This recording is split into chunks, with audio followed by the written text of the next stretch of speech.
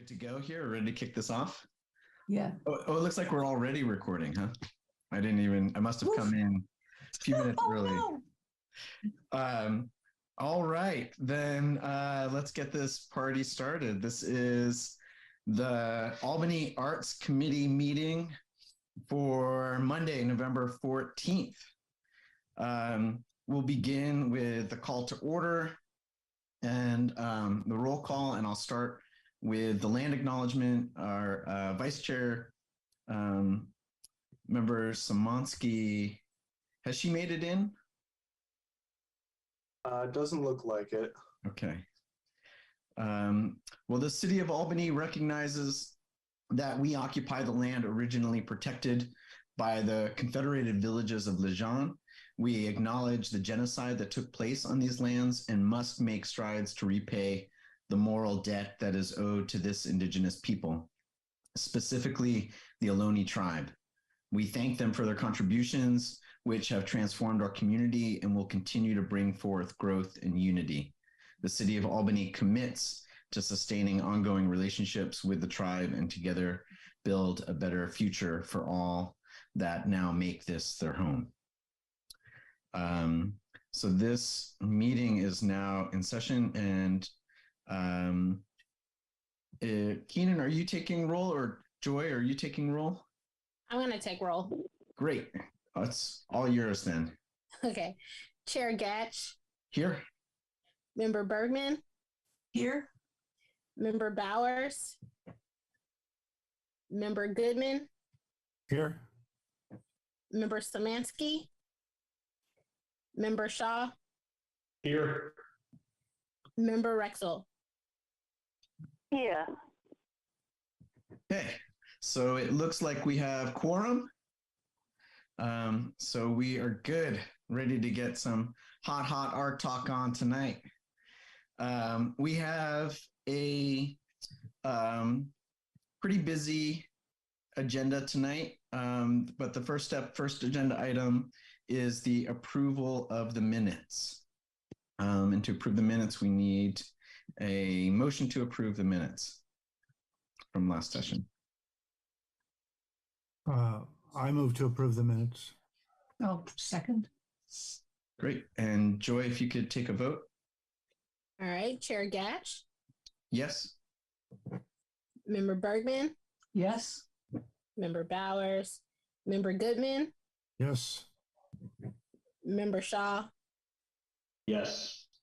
Member Rexel. Yes. Great. Then the minutes are passed. The next agenda item number 3, is public comment. And as a reminder, this is for anyone who desires to address the committee on an item that is not on the agenda. If it's an item that's on the agenda, you'll have an opportunity to address that item at that time. So for right now, please note that each speaker is limited to up to 3 minutes. And we are only able to discuss items, the Brown Act limits the committee's ability to take and or discuss items that are not on the agenda. Therefore, such items are normally referred to staff for comment or to a future agenda item. And do we have any public comment at this time? Yes, we do. I'll bring them in.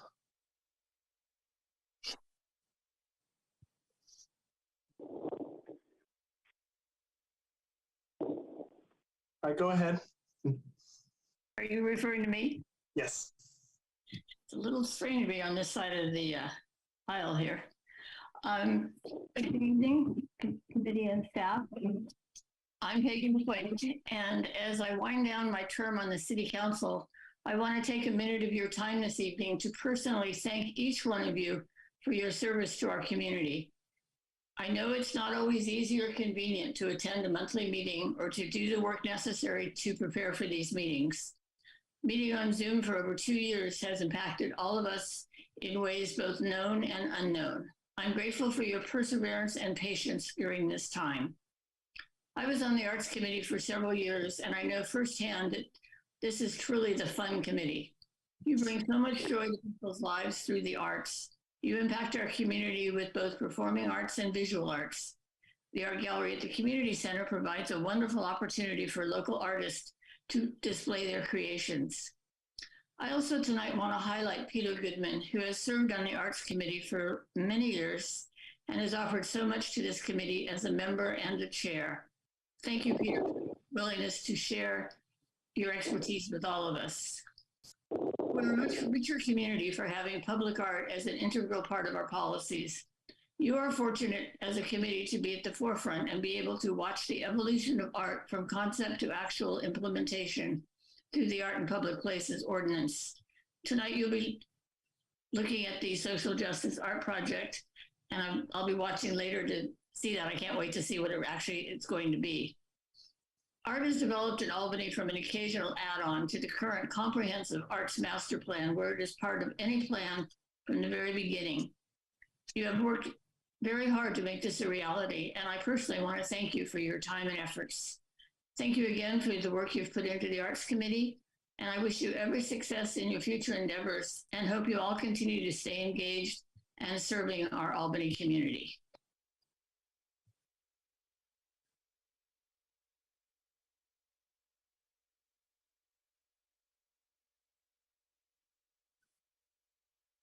Okay, and thank you so much. Oops, am I muted? No, I'm not muted. I think, do you see the rest of your time just to make sure that I'm not talking over you? I'm done. Okay. Really, thank you so much for all of your kind words. And I absolutely agree in applauding Peter and all of the hard work that he's put in as well. And thank you for the recognition for the committee as a whole. It's really nice to hear. Good, thank you. And Keenan, do we have any other public comment? Yes, we actually have one more public comment. Okay, go ahead. Good evening, Parks Committee. Once again, it's Jeremiah Garrett Pinguello here. I'm glad attended. That way I'm not the only public comment during these meetings. So yeah, a few ideas and just double checking on things. About the BART pillars, I was wondering if anybody's reached out to BART to figure out if we could do some murals or some artwork on those BART pillars. I know I brought that up before. I was just kind of just giving a friendly reminder. I think that'd be a great idea for art in public places. Those BART pillars are just gray, kind of monotone in a way, but they could really liven up and beautify the Ohlone Greenway, and maybe some of the art displayed on there could be Ohlone art, something approved by the tribes and Segorite and Ohlones. That way there's public art in public places representing the Ohlone culture on the Ohlone Greenway. Let's see, what else? I was wondering if we were going to paint that crosswalk for Pride. I know that was discussed before, but I was wondering what the progress is on painting some of the crosswalks with Pride colors. Let's see here. I was wondering if there's a venue or some sort of reaching out to the senior center and getting art classes available at the senior center for seniors. I know that may interest some folks. I'm not sure everything that goes down at the senior center, but I was just reaching out to see if that maybe the city could offer some art classes at the senior center or have some sort of thing like that. Also, can we possibly display some artwork at the city hall? I noticed there's some bare walls at the city hall, maybe down the hallway toward the bathrooms and the drinking fountain.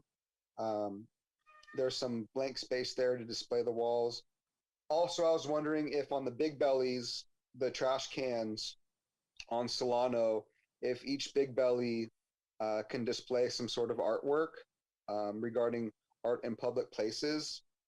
And so that way we could utilize the the things we already have put in place, such as the big bellies. I know a lot of those signs are kind of blank. I know the one in the in front of the post office is blank, and it's just sitting there not being used. But it would sure be really beautiful if we had some artwork on those big. So yeah, keep up the good work, everybody, and thank you very much for the time. Thank you, Jeremiah. And Keenan, do we have any other public comment at this time? No other public comments at this time. Okay, great. Then we will proceed to item number 4, agenda item number 4, which is announcements from staff and committee members. And we'll start tonight with staff. Staff, do you have any announcements? No announcements from staff. And Member Goodman, I see your hand raised. Yeah. Well, first, gosh, thanks to Peggy for calling me out like that. That was quite unexpected and much appreciated. I remember when Peggy was serving on the committee, and she was wonderful to have on the arts committee. And of course, she's gone on to much greater things since her time on the arts committee. But perhaps we were a springboard to some of that at least. And you know, she's leaving the council after several years of service there. And of course, I think the entire city owes her a big debt of gratitude too for being a very, very a force of reason. She was always well educated on the issues, and she brought a lot of issues to the forefront that perhaps would have been neglected otherwise. So many thanks to Peggy. And so right back at you, Peggy, if you're still listening. Personally, I'd like to say I'm not going to ask to be reappointed to the Arts Committee next year.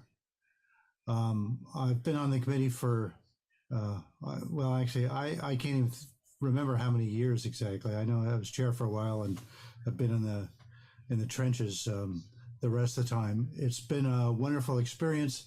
I'm not leaving because of any negative thing or any bad feelings. I'm sort of reached a point in my career when I'm trying to make some changes and free up my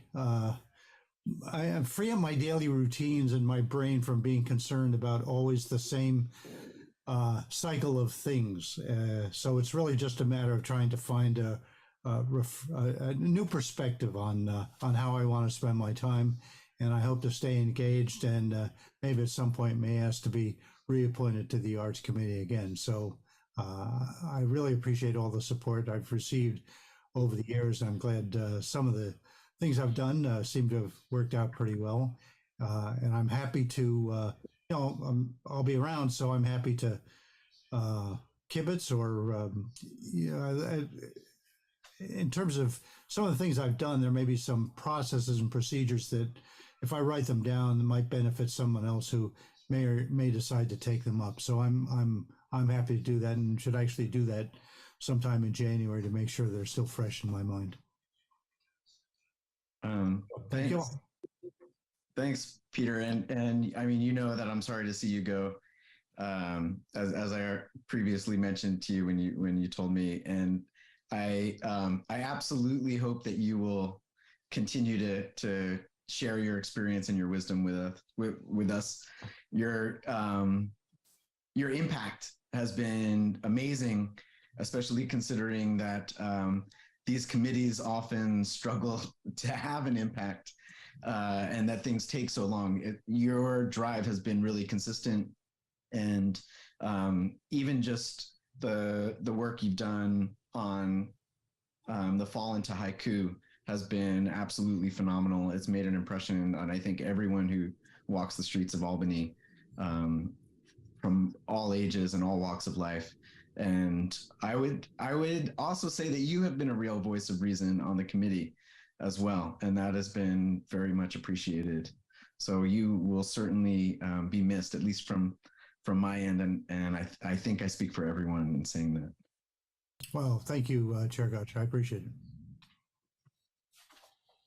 I just want to say, echo everything that Trevor said, because I know, Peter, you and I haven't worked together that long, but the insights that you have, the institutional knowledge that you have, but also your instincts and judgment are tremendous. So hoping I can still reach out to you from time to time. Yeah, of course. I'm around. You all know where to reach me. Yeah. That'd be great.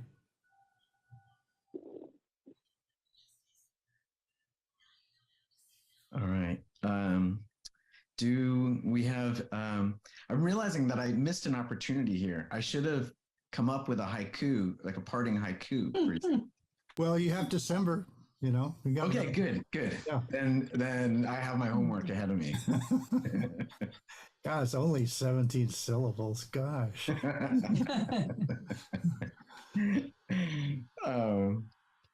Do we have any other announcements from committee members at this time?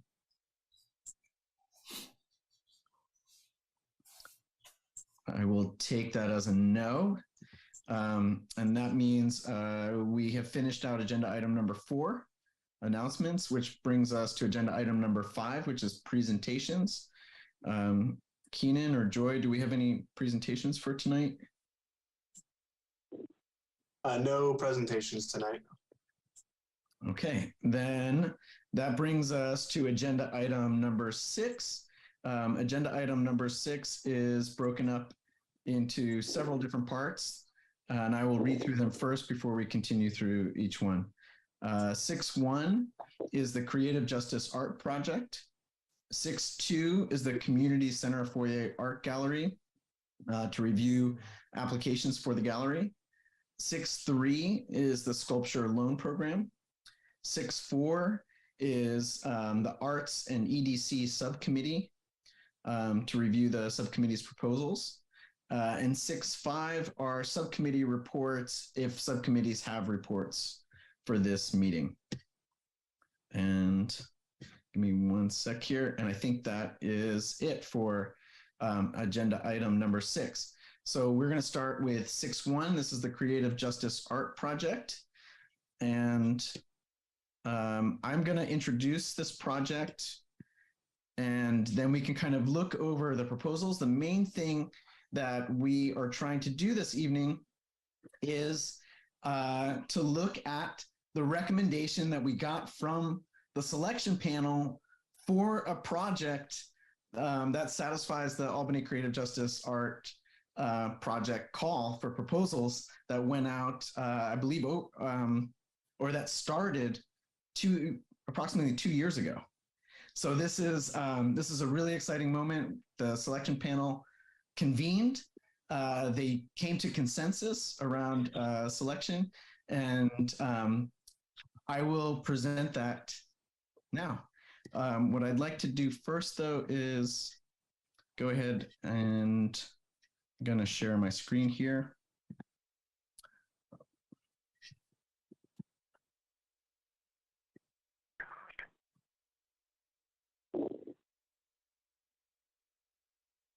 All right.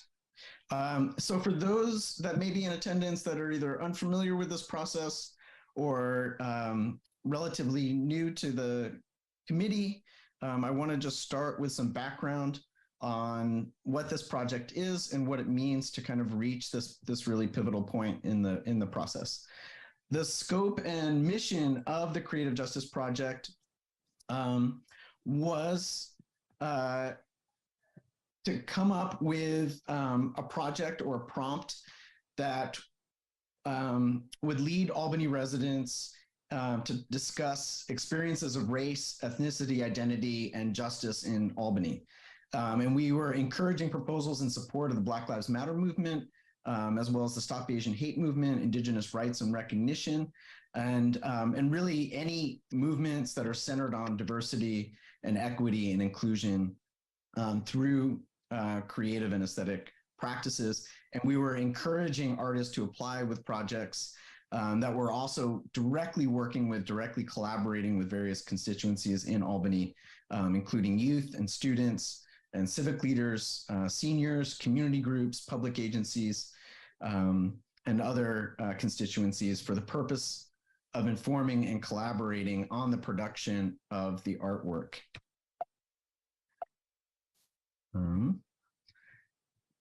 Oops, there we go. When we sent out the call is available as an attachment on tonight's agenda. Hopefully committee members have looked at this already. But we were asking for essentially non-static artworks. And we invited people to approach this with diverse contemporary art strategies, including but not limited to community art, social practice art, socially engaged art, collaborative art, interactive public art, process-based art, research-based art, relational aesthetics, and community-focused approaches. We also had to keep within the local arts funding ordinance, and we announced that the final work must also be resolved in one of the following formats, and this is taken directly from the ordinance on art in public places, and that is that it can be resolved as sculpture, monument, mural, fountain, fresco, relief, painting, drawing, etching, original print and collage, mosaic, ceramic, weaving, carving, stained glass, wood, metal, plastic, textile, earthworks, digital art, or electronic art. Aspects of proposed projects may be process-based or durational, and are open to all media, including but not limited to visual and performing arts, media arts, and socially engaged arts as well, and various community art practices. That's taken directly from the call there. And this is kind of the timeline that we were working off of. In October 4th of 2021, the City Council authorized the release of the Albany Creative Justice Art Project call, which took us quite a while to craft, and put up an amount not to exceed $30,000 in public art funds for the creation of a new public artwork. And then the call was released on November 8th with a deadline of February 8th. And then that deadline was subsequently extended to April 8th of 2022 to allow time for additional submissions to be received. And then as required in the procedures outlined by the Public Arts Master Plan for art projects that exceed the $10,000 threshold, the committee convened a separate panel. Sorry, I keep having to move things around on my screen so that I can see this all. And that panel was finally held on October 18th, 2022 to review the 12 submissions that we received in that time. The selection panel was approved earlier this year in the Arts Committee. And that selection panel consisted of 3 really highly regarded arts professionals with a ton of experience in public art, as well as representative from Albany's Social and Economic Justice Commission and the Economic Development Committee. And you can see the list of people that were there as part of the panel: Cece Carpio, Elizabeth Thomas, Mary Chow, Robin Lopez, and Deirdre Green. And together, they were given all of the proposals. They were also given the selection criteria. They had ample time to review each of the proposals, to score the proposals based on a rubric that was provided, and then to meet to discuss each of those proposals together. And I'm just going to try and walk you quickly through the selection process. The panelists were asked to score each of the proposals in advance of conferring with one another, and they were given the following rubric. They were asked to score it based on community engagement, which essentially asks, does the proposed project effectively engage the residents of the city of Albany through aesthetic, participatory, and collaborative approaches? How does the project reach various demographics? Is the project merely a representation of a community interest, or does it actually enliven, activate, enrich, encourage, or otherwise involve community members.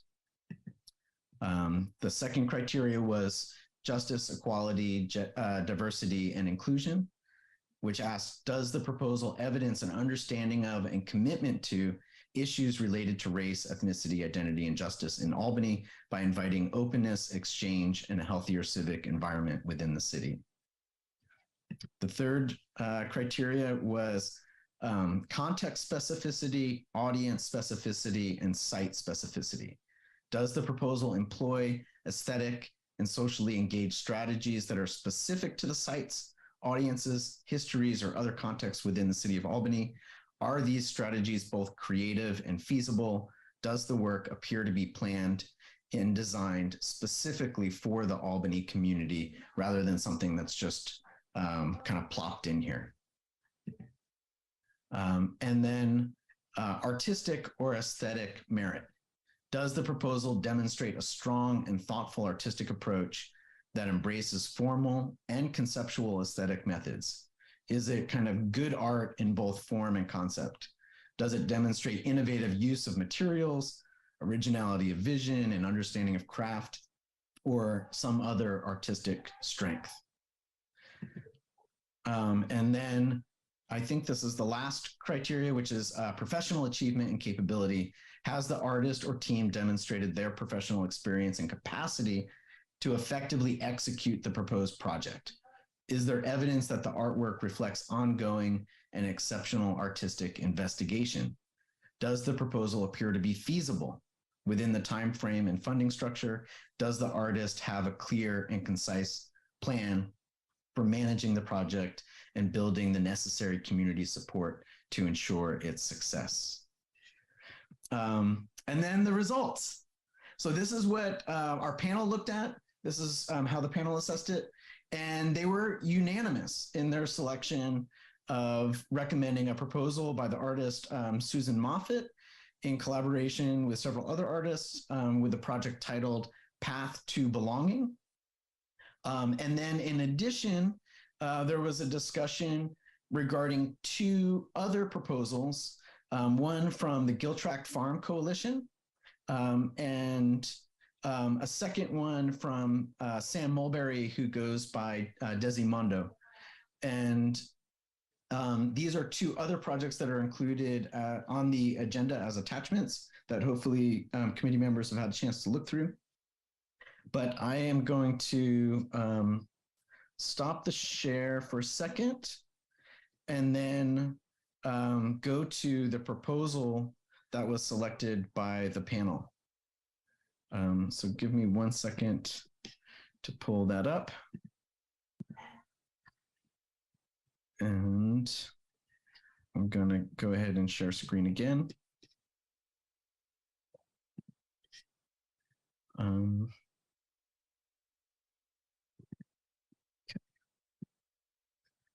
So committee members hopefully have had a chance to read through this already. I will not be reading word for word all of it to everyone, but since this is being recorded, I do want it to be here and want it to be present.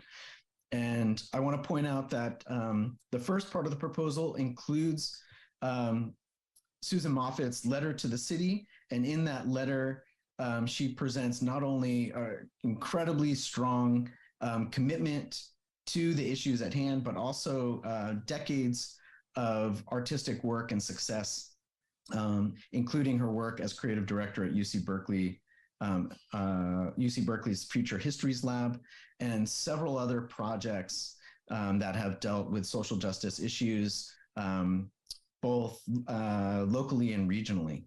And these are listed here. Among many, you may also see two different arts festivals at the Albany Bulb Fest, and then several other projects as well. When we get into the project itself, I do want to read just the initial statement for the project that describes the project, which is that the Path to Belonging, the title of their work, is a months-long participatory multimedia art project centered on the path of the Ohlone Greenway. In this central spine of our town, we will install temporary tables, chairs, and exhibitions and create spaces of public conversation about belonging and othering. Through participation in creative art projects, local residents will generate ideas for ephemeral monuments that will function as conversation pieces that spur friends and strangers to talk about things that are sometimes hard to talk about. The activities are designed for high school students on up to seniors. We will work in collaboration with community organizations and individuals to ensure participation by a wide range of residents, especially underrepresented and marginalized groups. And then she lists several different components that will unfold over time, leading up to a sort of final kind of amalgamation of the work as a whole.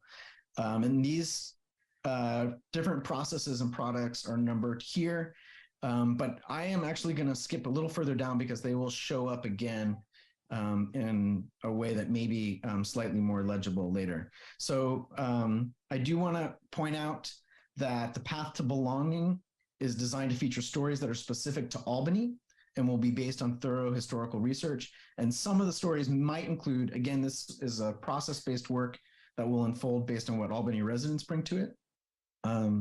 But listed here are the meaning of the Ohlone shell mound near Albany Hill to Ohlone people today, the Chinese workers who perished in Albany dynamite factories on Fleming Point, the incarceration of Japanese American Albany residents during World War II, the segregation, desegregation, and removal of Cordonices Village World War II public housing, which is the current site of University Village, the racially restrictive covenants that were attached to many Albany homes, and the experiences of exclusion of Black Albany residents and visitors in the present day. And again, the project is designed as the start of an ongoing conversation in the hopes that it may lead to a deeper sense of belonging for everyone. In this section here, the artist outlines different types of engagement that occur over time to create the various physical works that make up the project. So there's a research component, which is done by the artist in collaboration with other artists and community members. There's a listening component, which includes the storytelling tables and storytellers and community participants. There's a making component, which includes the creation of artist books produced by Albany residents that tell the story and record the story and document the story. There are additional conversations that are organized as public events with community participants around the conversations spurred by those books.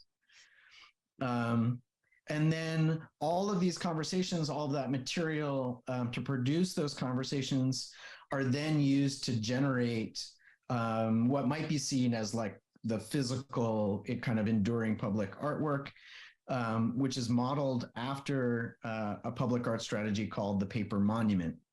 And these are community generated and designed posters about Albany history on topics that community participants think should be remembered or should be visible, but may not currently have the visibility.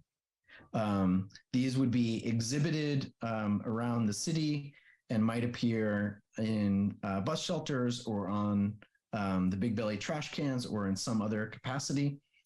And then there is also proposed an exhibition for temporary monuments along the Ohlone Greenway, generated again from these conversations, and then a collaborative effort from some artistic partners in creating video projection work on the BART pillars, again, of interviews, storytellers, participants, and histories generated through this process. And then finally, there is a potluck dinner for participants and neighbors to celebrate the outcomes and to recognize the stories. And then last but far from least, there is the creation of a lasting and enduring public archive that could be created as a web archive or printed catalog, or another kind of exhibition or video component. It seems like there are several different forms proposed there. So that is the project in a nutshell. There is in this document, I encourage people to look at it if they haven't looked at it. Again, it's attached to the agenda. There is a statement on how this form of artwork relates, because it may feel unconventional if you're only familiar with murals or static sculptures as public art. A conversation around the artist's book and around the paper monument, and then the information regarding the artist and their collaborators' professional achievements. So I am going to stop the share there, although we may want to jump back in at various points. And I think that mostly covers the first part of the project, the project that the panel has selected. And then we may also, after the discussion of this project, want to look at the two backup projects as well. And then maybe, Keenan, I should defer to you in terms of process. Should I include those at this time, or should we have a discussion about the recommendation first? So there was the three itself. So it's up to you if you want to make multiple motions. You can always do a one motion with everything included as well, but that is up to the committee to make that decision. Okay. Then I think it probably makes the most sense to discuss the main recommendation first, and then we can discuss the backup proposals as well. So what we'll do is we'll have questions from the committee, followed by public comment, followed by a discussion from the committee. And again, I probably should have included a next steps slide in there. What we're hoping to achieve tonight is for the committee to either approve or not approve the recommendation of the panel. If the committee approves the recommendation, then the artist will create a public-facing model or proposal of the work that will be visible for 60 days, Keenan, is that correct? For 60 days for public comment. And then following public comment, we will reconvene, and then based on the public comment, decide whether to approve the proposal forward to City Council for final approval. I should also note that in the staff report for the proposal, that one concern that was mentioned, if you've read the staff report, you will have seen, is concern around making sure that the project does in fact meet the ordinance for permanent or semi-permanent artwork. So we may also need to discuss in what aspects of the project are most relevant or most fitting, if there are amendments to the proposal that we would go back to the artist with. And also, I believe the artist is in attendance, and we, although she has not been asked to present at this time, I think if there are questions that come up when we go to public comment, she will have an opportunity to answer those. Keenan, did I get all that right? Yes, you did actually.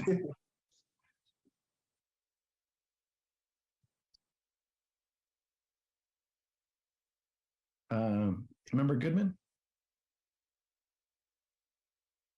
Yeah. Well, first, I think it's a fantastic proposal. Looks amazing, and I can see it just drawing a huge crowd day after day as people are drawn to that. So I just have a couple of questions. How are I noticed that there's going to be community members chosen to participate at a number of different stages, and I wonder how those community members are going to be chosen. Has there been any sense of that? Is it's going to be open? Are people going to kind of nominate themselves or kind of go up and volunteer? So yeah, I was just kind of curious about that. That seems important as far as community participation.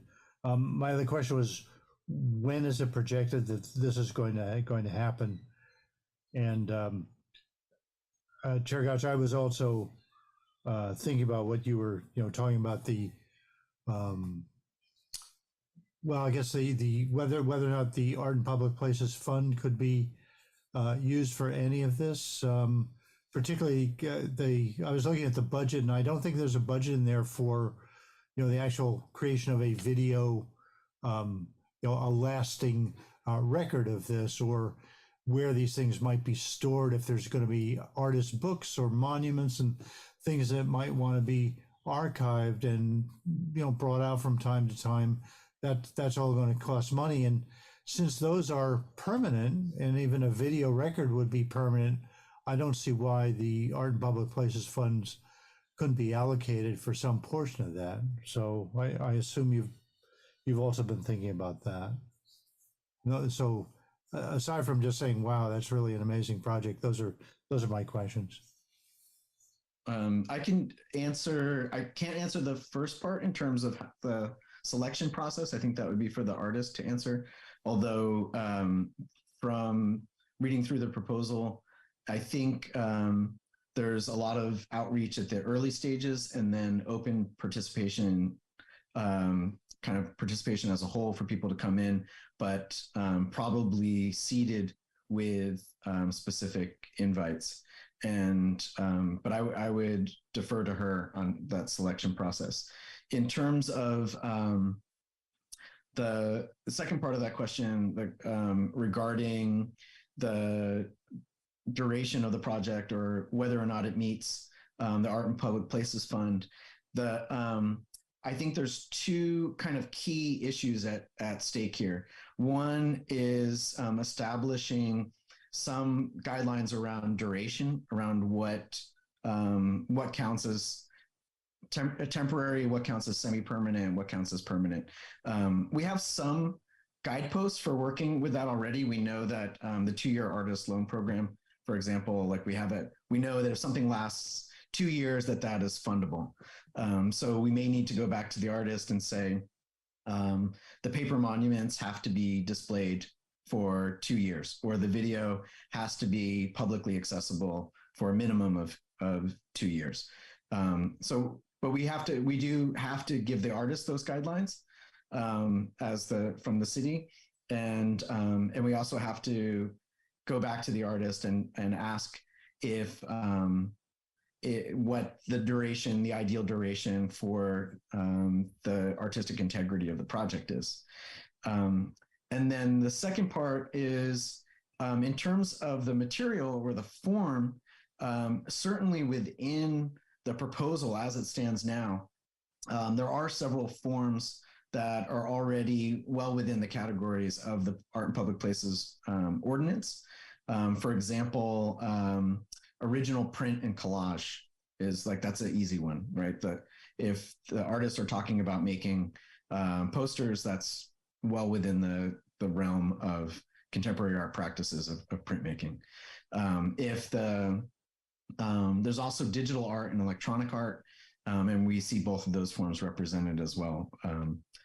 So if we're talking about a web archive, or we're talking about a video or a video projection, I think we're also in that realm. The question then becomes, I think, the duration, right? How long does the public have access to those videos? Is it a one-day screening? Or is it on a cycle? Does it happen once a month for 2 years? Or what is that? I think those are the questions that we have to figure out, both as the Arts Committee and as the city. And the other question was, when next year do you think this would happen? So the original, I think in the call, the original start date was supposed to be spring of 2023. But that was also based on a much earlier selection process. So I think optimistically, we would be looking at a start date following, 60 days for public comment, back to the committee, then assuming that it's approved to get on the city council calendar, and then to figure out the contracts and the paperwork. So I would think at the minimum, we're looking at maybe 5 months that it could start. But I hate to make any predictions on when things start based on the experiences that we've had with other projects. So maybe summer of next year. I think summer would be a great start time. Yeah. I think you'd have a lot of involvement. Okay, thank you.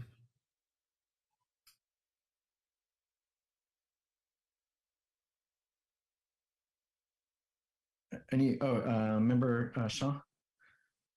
Yeah, I just want to start out by commending the artist on a both very thoughtful proposal, but also incredibly local proposal. As you know, I was reviewing it, I just couldn't stop thinking about how I'd love to participate or be a part of it in some way. And also just how they thought about the boundaries of sort of art mediums, right? And have presented something that just feels very alive.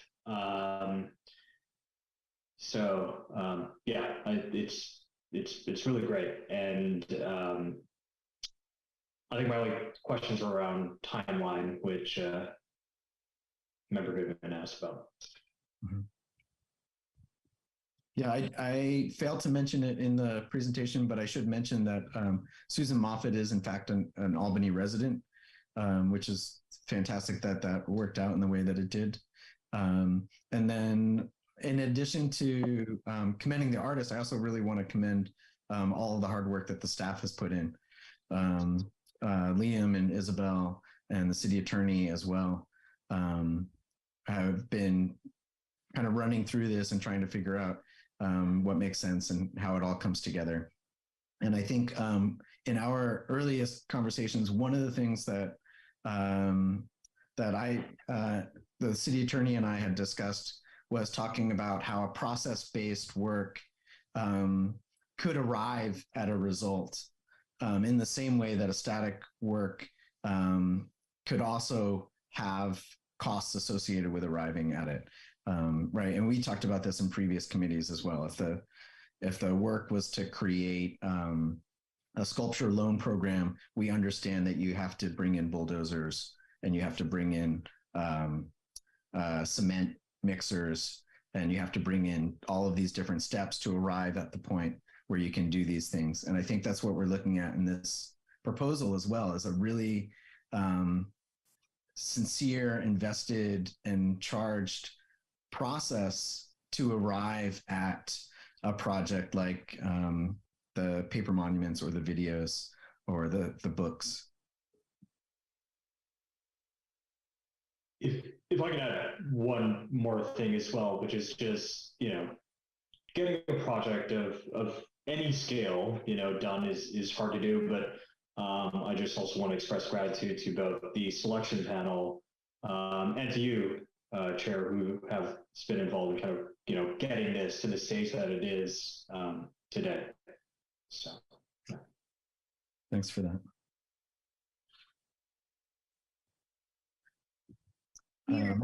Yeah, hi. I just think this is extraordinary. It really takes my breath away. I love this whole thing. And I think the posters that we will see, if you, I don't know if anyone was involved in the Oakland Men's Project. It was a long time ago, but it's the same kind of thing, that it's a live interaction. And then you want to keep that thought, that process alive. And graphic images are going to do that if we use them in the right way in the community. I think that is permanent. It's a permanent change for our citizens, or I hope it is. And it's a permanent change in the sense that when you see those graphics again and again, wherever they played on electrical boxes or wherever they are, that's going to make you remember the process that you went through that is a permanent change for the community. I really just love it. Yeah, that's great. I think you're absolutely right. I think part of this project, part of the scope of the call was for Albany and the residents of Albany to grapple with its history. And part of this artist's response is not just to deal with the history, but to create a new history, like a new moment, a historical moment for Albany. And I think that's where, for me, that's where the work really sits.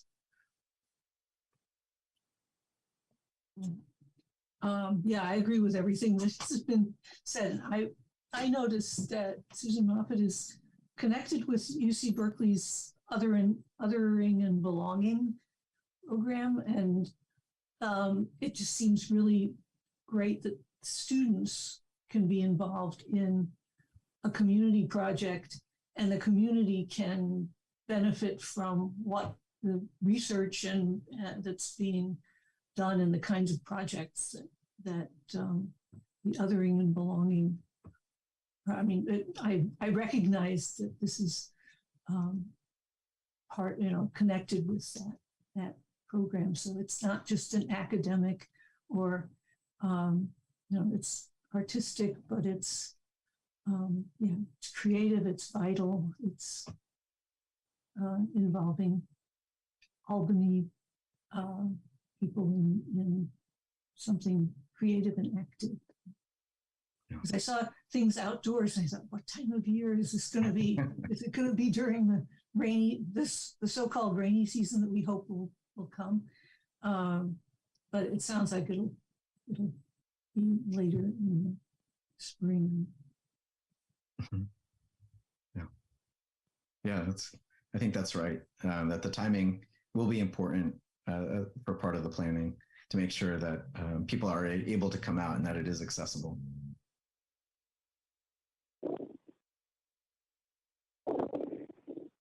And Keenan, is there anything I missed there? Anything from the staff end that you want to bring in to the discussion?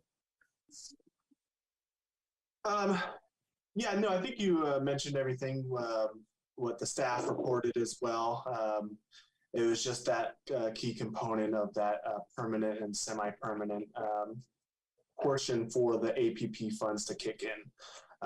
So I think that does need to be looked at as well as discussed with the artists and the committee.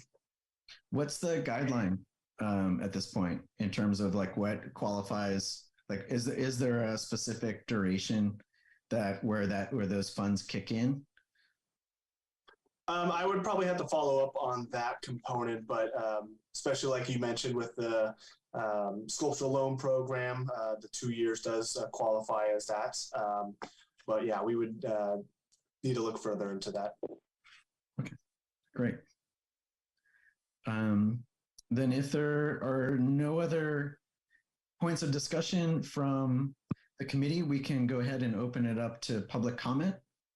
And maybe we'll, if Susan Moffett is on hand,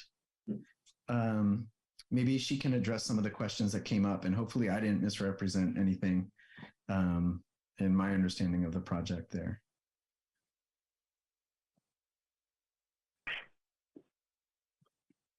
We do have 2 public comments. We will bring one from the public before the artist. Okay, great. Good evening, it's Jeremiah. Yeah, I'm very impressed. This sounds like a diverse, very community engaged process. I mean, we're talking 40, 50 people. I'm just so excited about this. Perfect. I would say perfect. The semi-permanent projections on the pillars.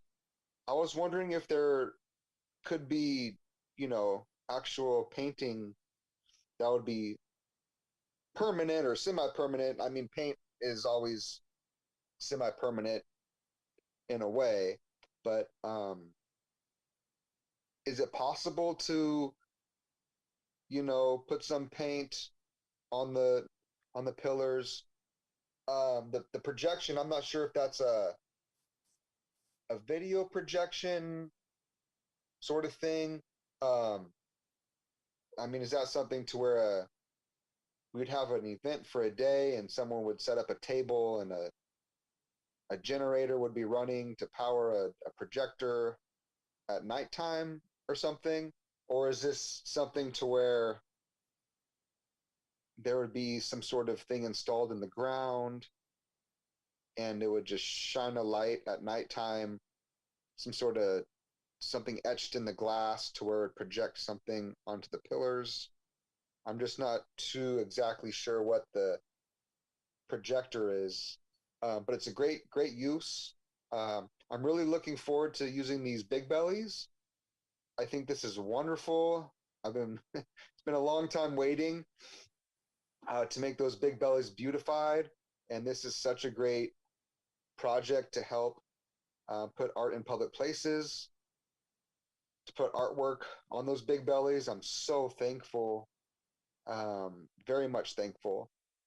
And I'm not sure, did it mention a mural somewhere, some sort of mural, something like that? And is it possible to where on the Ohlone Greenway, there's always a fence for the residential? I don't know if we can get permission from the residents to paint on the Ohlone Greenway side. I know there are some murals, some sort of sculptures like that. I just didn't know if this included it. But I love the process. I'm really looking forward to this. And keep up the good work, everybody. And thank you very much to the artists who put this all together. I'm sure a lot of thought went into this and a lot of love. So thank you very much for doing this.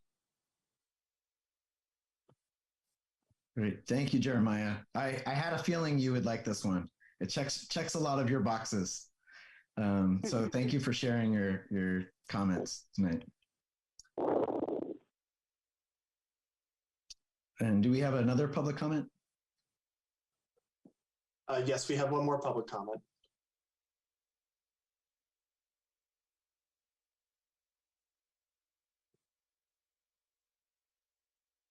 All right, go ahead. Hi, this is Susan Moffett, the artist who presented this proposal. And I'd like to take the opportunity to answer the questions.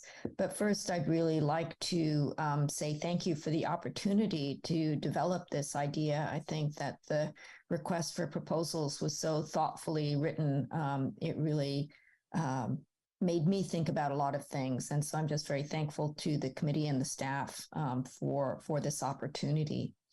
To answer the question about how the community members would be chosen, in the very first part of the process where I would be talking and interviewing community members before the more public part, I'd be working with,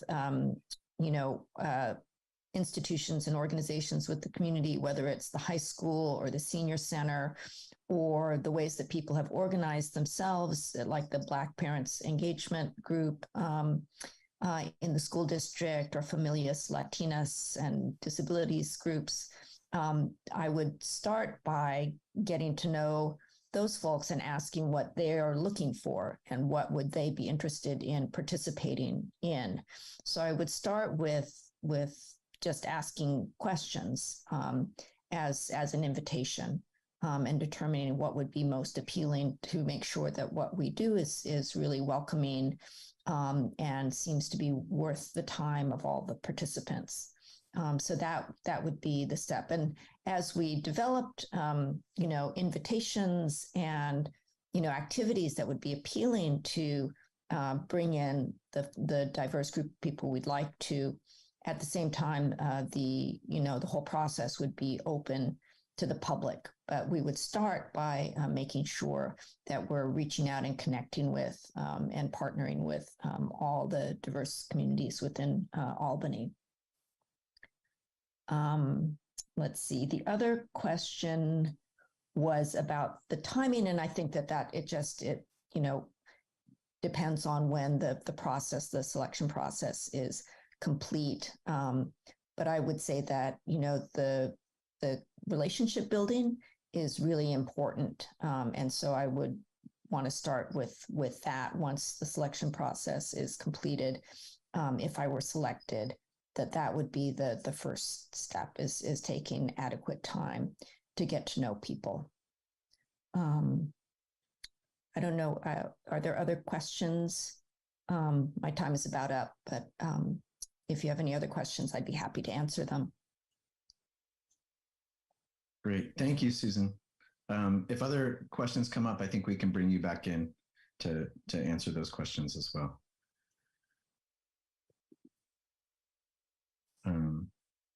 And Keenan, since we are in the public comment section, I guess we should keep going with public comments, and then we can bring it back to questions or discussion from the committee. Are there any other public comments at this time? No other public comments at this time. Okay. And are there other questions for the artist from committee members?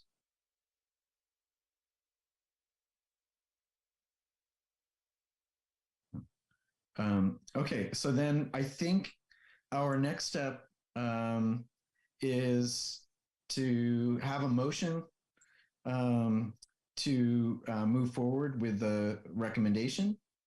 And I would also, what I would like to do all in one fell swoop, if we can, is, and it'll probably require a second motion, it will be to also review the selection panel's backup choices as well. And if we decide to move forward with them as backup choices, that'll save us, I think, having to reconvene another vote at a later date. So those backup choices would move forward if, for whatever reason, Susan decided she wasn't willing or able to move forward with the project. Does that make sense? So I think we'll save that for maybe a second part. Member Goodman? These backup choices, there are two. Do we choose one over the other, or, I mean, do we put one in first position? We certainly could. I think we have that option of saying that we would approve both as backup choices, one as a backup choice, prioritize one over the other. Neither, we could say neither satisfies the call. We could get creative. I think one of the interesting things from my perspective about the backup choices is that I think they are also both really interesting projects. And there's some crossover into the mural subcommittee as well. So there may even be an opportunity to support the backup choices through a different funding mechanism from the Albany Arts Committee. So that's also a potential direction we could go in.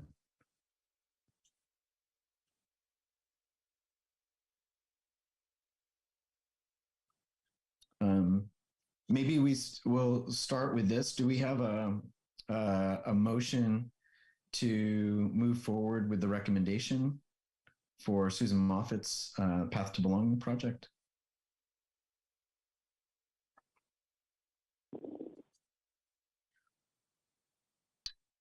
I can motion. I motion to move forward with Susan Moffat's proposal. Okay, do we have a second? Oh, I'll second. Okay, great. And then Joy, can you go ahead and take a vote? Yes. Chair Gatch, Yes. Member Bergman, Yes.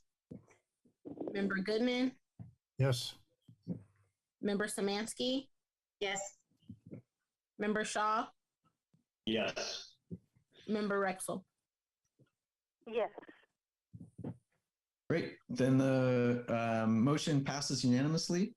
That means that we will move into next steps, and the subcommittee and staff will be in conversation with Susan Moffett around making sure that the project meets the needs for funding, and that she has everything she needs to move forward with presenting the work for public comment. And am I missing anything there, Keenan? No, as also stated in the call for artists, the finalists, the ones approved through this process, does get a stipend to help with the display at the community center for 60 days. Fantastic. Great. Okay.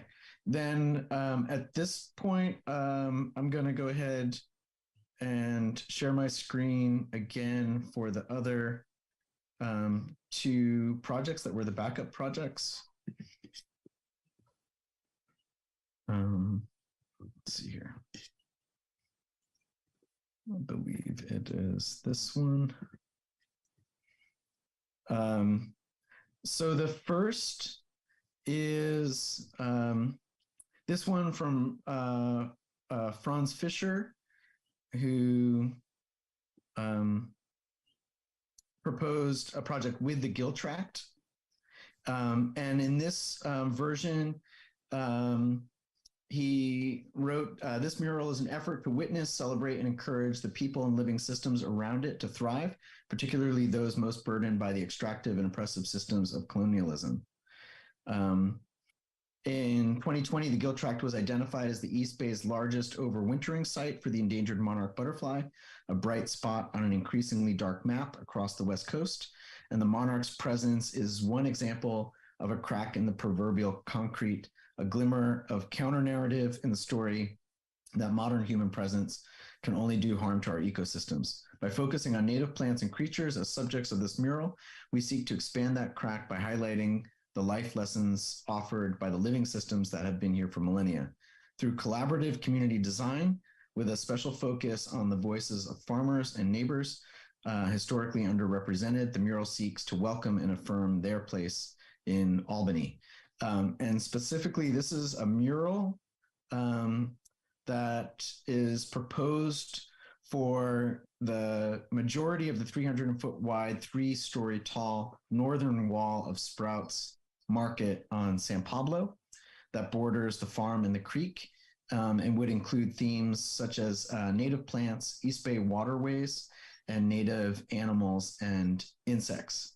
There is a collaborative process with community members to create working groups, and the mural itself will be led by Pescador, which is the artistic name that Franz Fischer goes by, and to look at the installation and I guess the content of that work. So this is a mural in the traditional sense. The artist has extensive experience in creating murals throughout the Bay Area. I'm trying to see. I thought there were some images here, but maybe they are not loading for whatever reason. There was from the panel, there were a couple of issues that came up that I do want to speak to, and I'll see if I can find one of the images here. Oh, there we go. One of the concerns that came up for the panel was that he's proposing to create the mural on a privately owned building on Sprouts Market, but does not currently have a relationship with Sprouts Market or permission to use that building. So there would have to be a relationship built or negotiated to that extent. And then here's another mural from Pescador as well. And just another view there. Excuse me, Chair Guard.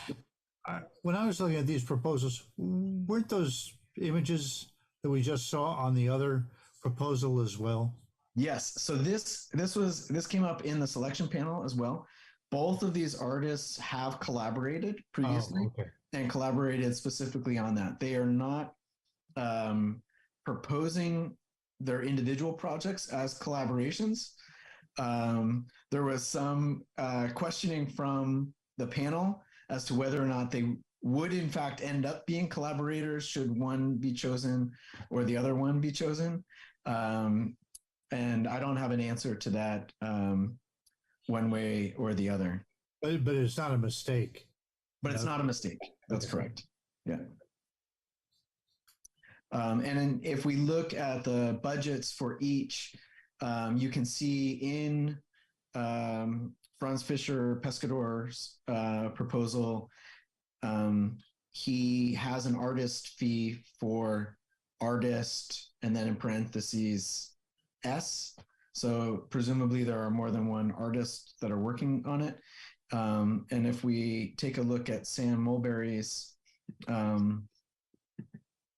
proposal here, I think I may have reversed them actually. In Franz Fischer's, I think there are 4 artists that are not named but are budgeted.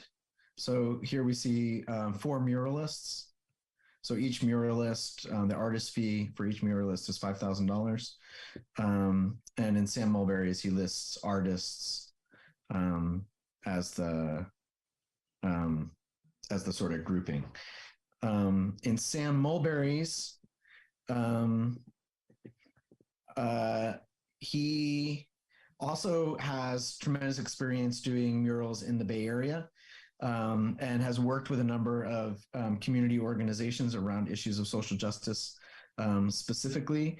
And he writes, for my design, I will use figurative elements in a collage-like composition, capturing the commitment to social justice exemplified in the Albany community in a colorful and dynamic mural. I want to visualize the variety of grassroots engagement in this region on an exterior surface to bring wider attention to the joy and vitality in fighting for collective community care. However, I am committed to deep listening. Do you want to share your screen? Oh, I'm so sorry. I thought I was. Thank you for that. Okay. Let's see.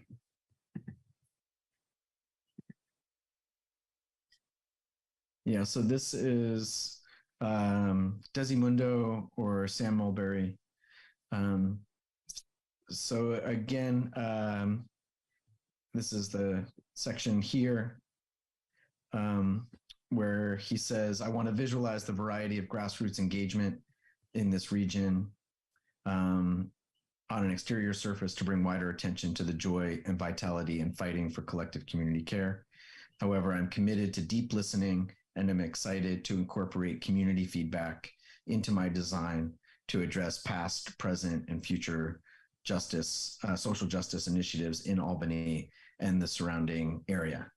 And again, just hopefully everyone has had a chance to look at these, but just to show the work sample.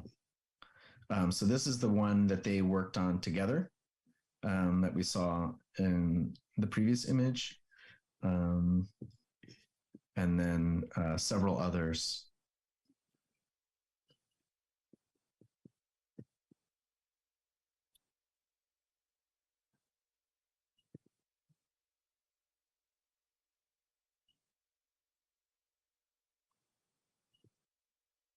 And I think this one also. And this is East Bay Rising Together that was part of commissioned by Kaiser Permanente.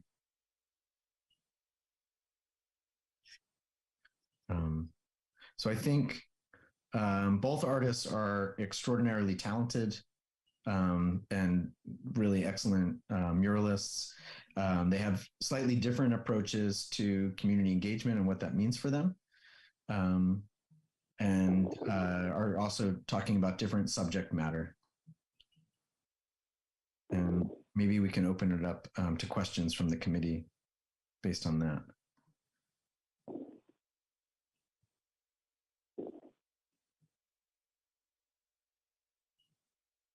Um, Yeah, Member Goodman. in a nutshell, what are their? Can you summarize what their differences are in community engagement? Sure. I think they're both talking about iterative design processes where they would be working with Albany residents to discuss design elements and then incorporate them. For Sam Mulberry, it seems like that is maybe a deeper conversation to figure out what the figurative elements are, like who gets represented in that mural based on those conversations, and that is sounds to me maybe like a more process-based design component, whereas with Franz Fischer, I think he's identifying very specific constituencies around the farm and around ecology, and has already has a site in mind. So some of those conversations in terms of design presumably would also come out of public comment and the formulation of the design. I think there's a budget for some workshops and part of the design process. But both of them, I don't think either of them has a component, as far as I saw, and maybe somebody can correct me if I'm wrong, that once those conversations are had around the design, the artist is not bringing in anyone to like help with the painting or to activate the mural beyond producing the mural.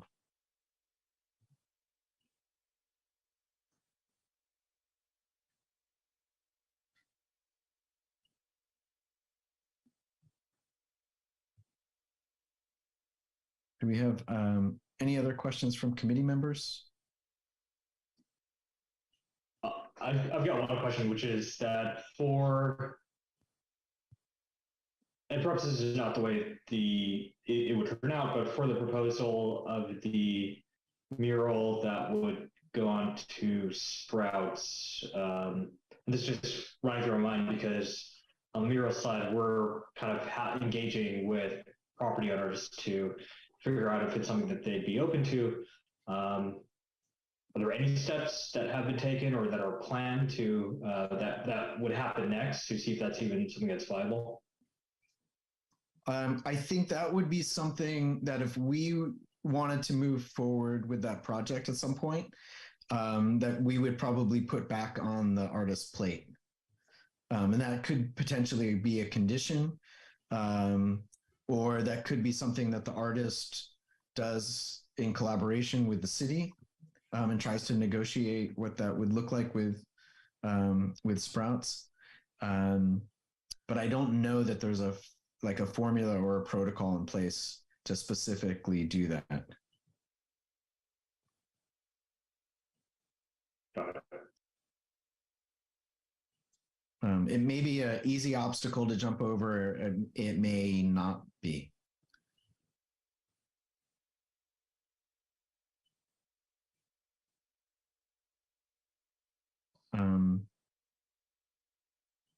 Any other questions from committee?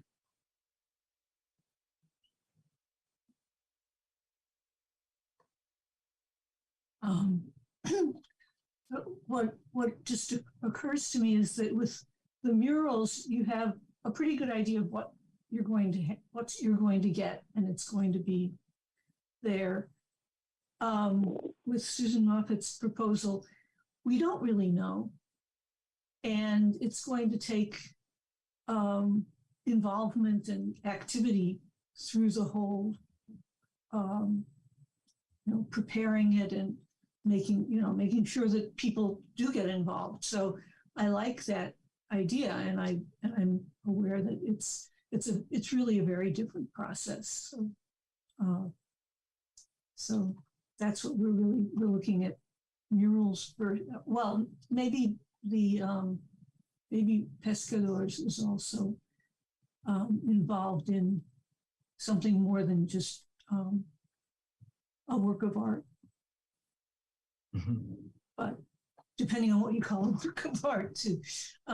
Anyway, it just, yeah, I agree with you. I love the idea of having community engagement with the design process for a mural. My personal hope is that we can find a way to support those projects as well, and that for this particular call, that I'm most excited to move forward with the recommendation that we passed with Susan Moffat's work. So I'm really hopeful that that comes through as well.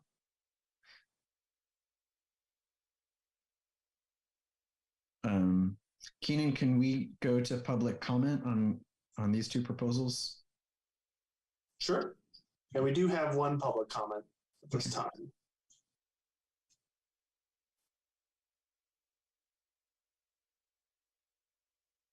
Good evening, it's Jeremiah. Yeah, so referring to the mural on the back of Sprouts, yeah, that's a tough situation, right? It's a hypothetical situation because what if the artist doesn't get permission? Then this backup plan, just floats down the creek. I'm very surprised that art submission actually got so far along and selected as a backup plan without even having permission to do the art. That's what I don't understand. I mean, I could have submitted something myself with a great idea. Hey, I want to do art on the city hall, on the outside of City Hall. I just don't have their permission yet.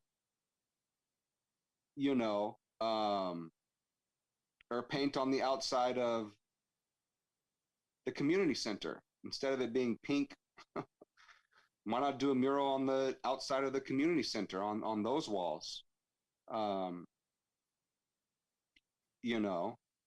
So this I have a concern that this hypothetical situation for this mural on the back of Sprouts, what if it doesn't happen?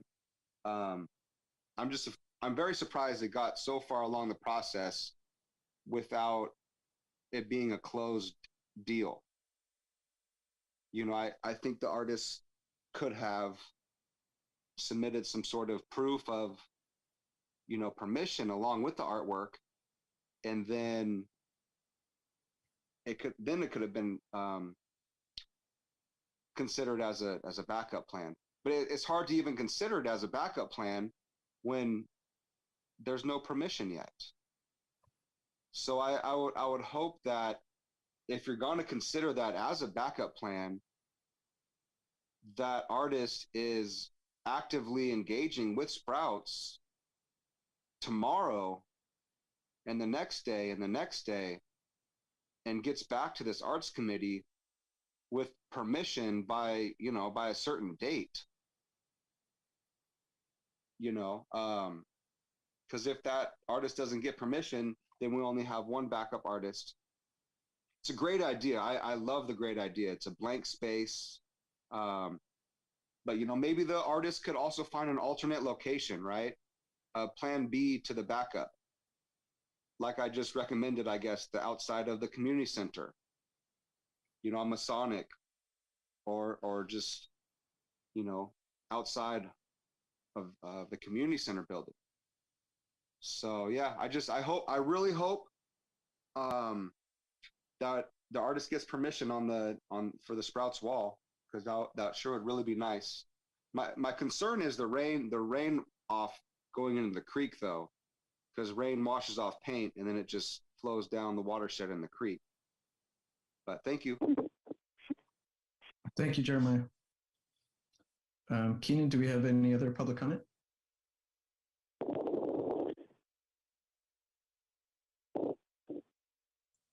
Sorry, no other public comment. Okay.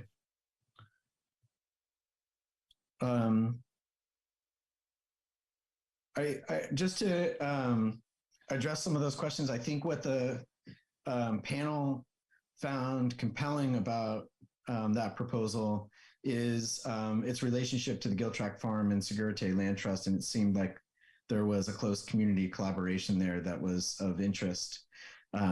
It's also a tremendous amount of work for artists to put together these proposals. And artists are often very cautious about doing extra work before they have the approval. And I can certainly understand why it would be in the artist's interest to try and broach that conversation with Sprouts, with the approval of the city. If that project were to move forward, it would give them some validation and might make that project more possible than to try and broach that question to begin with. There is a question for me about the content in relation to the call, that it's primarily focused on ecologies, and the call is more specific to social justice and equity and diversity and inclusion. So for me, that was maybe a little bit of a miss compared to the other project.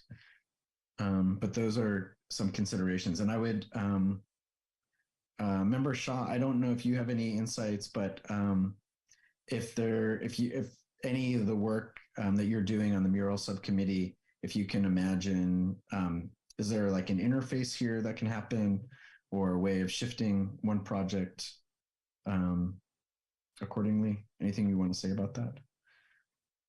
Yeah, I think there could be opportunities for that. I think it's potentially a conversation to have offline, because there's still a lot to be figured out on the murals project. And I can give an update there. And part of it just does have to do with figuring out an appropriate theme, or having themes sort of come inbound to us from artists, because we're starting to get some momentum with some of the spaces we looked at. So yeah, I'd love to kind of have a conversation offline about like where we might be able to take some of the proposals that have come through on the social justice project and potentially apply them on the mural side. And maybe, Peter, we can talk about this as well. Great. Any other points of discussion or any motions regarding the panel's recommendation for these as backup projects? Member Goodman? Chair Gosh, I just like to say I agree with you on your feeling about the extent to which one project kind of hit the theme dead on, the other one was more oblique.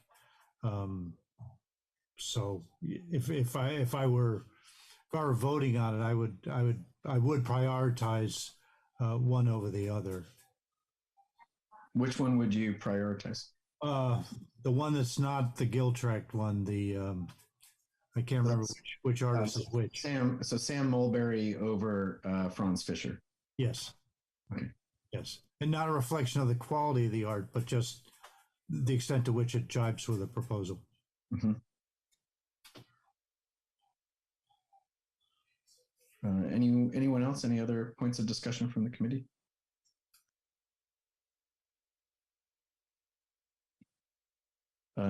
Do we have any motions? Member Goodman?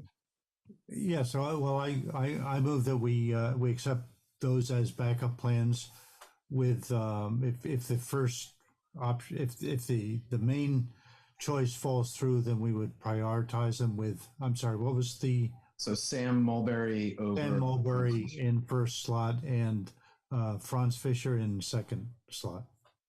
Okay. And do we have a second? I second it. Okay, great. And Joy, can you please take a vote? Mm-hmm. Chair Gatch? Yes. Member Bergman? Yes. Member Goodman? Yes. Member Szymanski? Yes. Member Shaw? Yes. Member Rexel? Yes. Okay, great. So the motion passes, and we've approved the backup artists should the first proposal should the artist Susan Moffett pull out of the project, with Sam Mulberry leading over Franz Fischer. All right, I think that closes out this agenda item. Thank you, everybody, for your endurance and your support. It's been a long ride, but we're getting over some hills here, so that's exciting.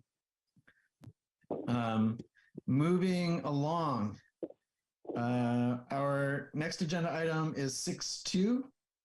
This is the Community Center Foyer Art Gallery, to review the applications. And Member Szymanski, can I push this back onto your plate? Yes, of course.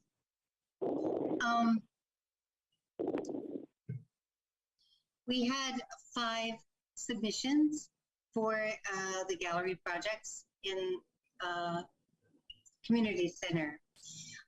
What I will say is that 3 of them don't meet the minimum requirements, which means that and it's partly my fault, I don't think that, I looked it over and I don't think that I put in the minimum amount of artworks that you should have, but it should be from 13 to 15. And there are 3 of them that don't come very near that. So I'm going to talk to all of those artists and try to interact with them to see if they can come up with more artworks. But those 3 people cannot go forward. So we really only have 2 at this point, Matthew Sun and Roz. I'm sorry. I'm in this place where I'm just trying to stay online. Roz, oh gosh. Here, I'll pull it up. Roz Ritter. Ritter. Thank you. Do you hear the frogs in back of me? This is crazy. These 2 people are qualified to go forward, and we can accept both of them or one of them. It's up to you. And I hope you guys have looked at their submissions. So I'll open it for comment, but I do want to say that something is amiss with this process, and I need help figuring out what it is, because I don't know how many other places I could put this up, so I'm open for both things. What is amiss? What do you want to have better? I'm saying that we're not getting enough submissions. Oh. All right, that I've gone everywhere I could think to go. I put them on Berkeley side, Oakland side, Albany patch, every kind of art community I can think of, but we're not getting a lot of submissions. Huh. And so, if you guys have ideas about that, or you would like to tell me where to go, I'll do it. But right now, we're talking about these 2 submissions, Matthew Felix Sun and Roz Ritter. Is it possible for Keenan maybe to bring both of those up? I hope so. Keenan, can you do that? Sure. I'll pull up Matthew Felix Sun first. Okay.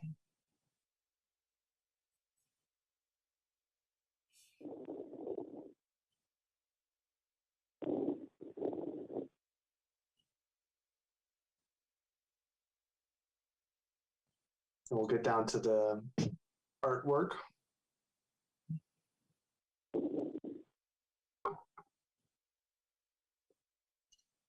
What? Well, I hate to sound completely ignorant, but what side up? There you go. Yeah, there That you looks go. right, but I don't know. Wasn't that Mondrian or something that was hanging upside down for like Yes. decades? Thank you, Peter. This is true. These are obviously, about mood and Yeah. Subjectivity. How large are these? Oh, I think 9 by 12, if I remember. yeah, they're not huge, but he does have, he does have a number of artworks that he can put out. So what we want to avoid in the gallery is, there are at least 13 panel or at least 13 places, except if you had huge artwork Oh, I or see. something. 9 by 12, right? So you can't really have 7, No.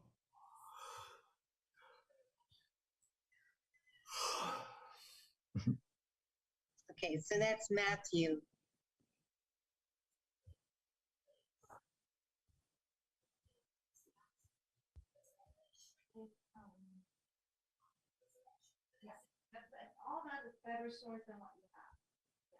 Sorry, I didn't hear that. Oh, I don't think anyone said anything. We're just all taking it in. Oh, I heard something back there. Oh, Probably frogs. And would you like me to move over to Roz Ritter? Yes, please. Thank you, Keenan.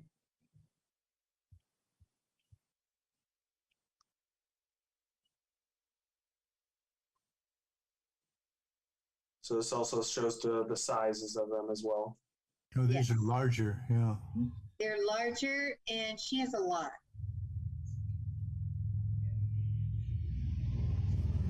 They're fabric, and I don't want to call it embroidery. I call it stitchery. Huh.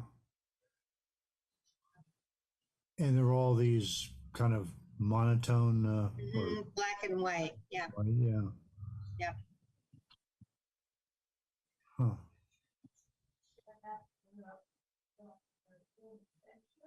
Would they be mounted under glass, I presume? Yes. I have in the past said they didn't have to have glass, but fabric I think really does need it. Yeah, this is probably pretty delicate. And these two people have enough artworks that I can contact them and get them ready, because obviously I'm very far away, and I need to talk to them and get them ready for January, wherever we decide to go. And I'm going to be here in Hawaii until December 9th. So I need to talk to them and make sure that they can go forward with this.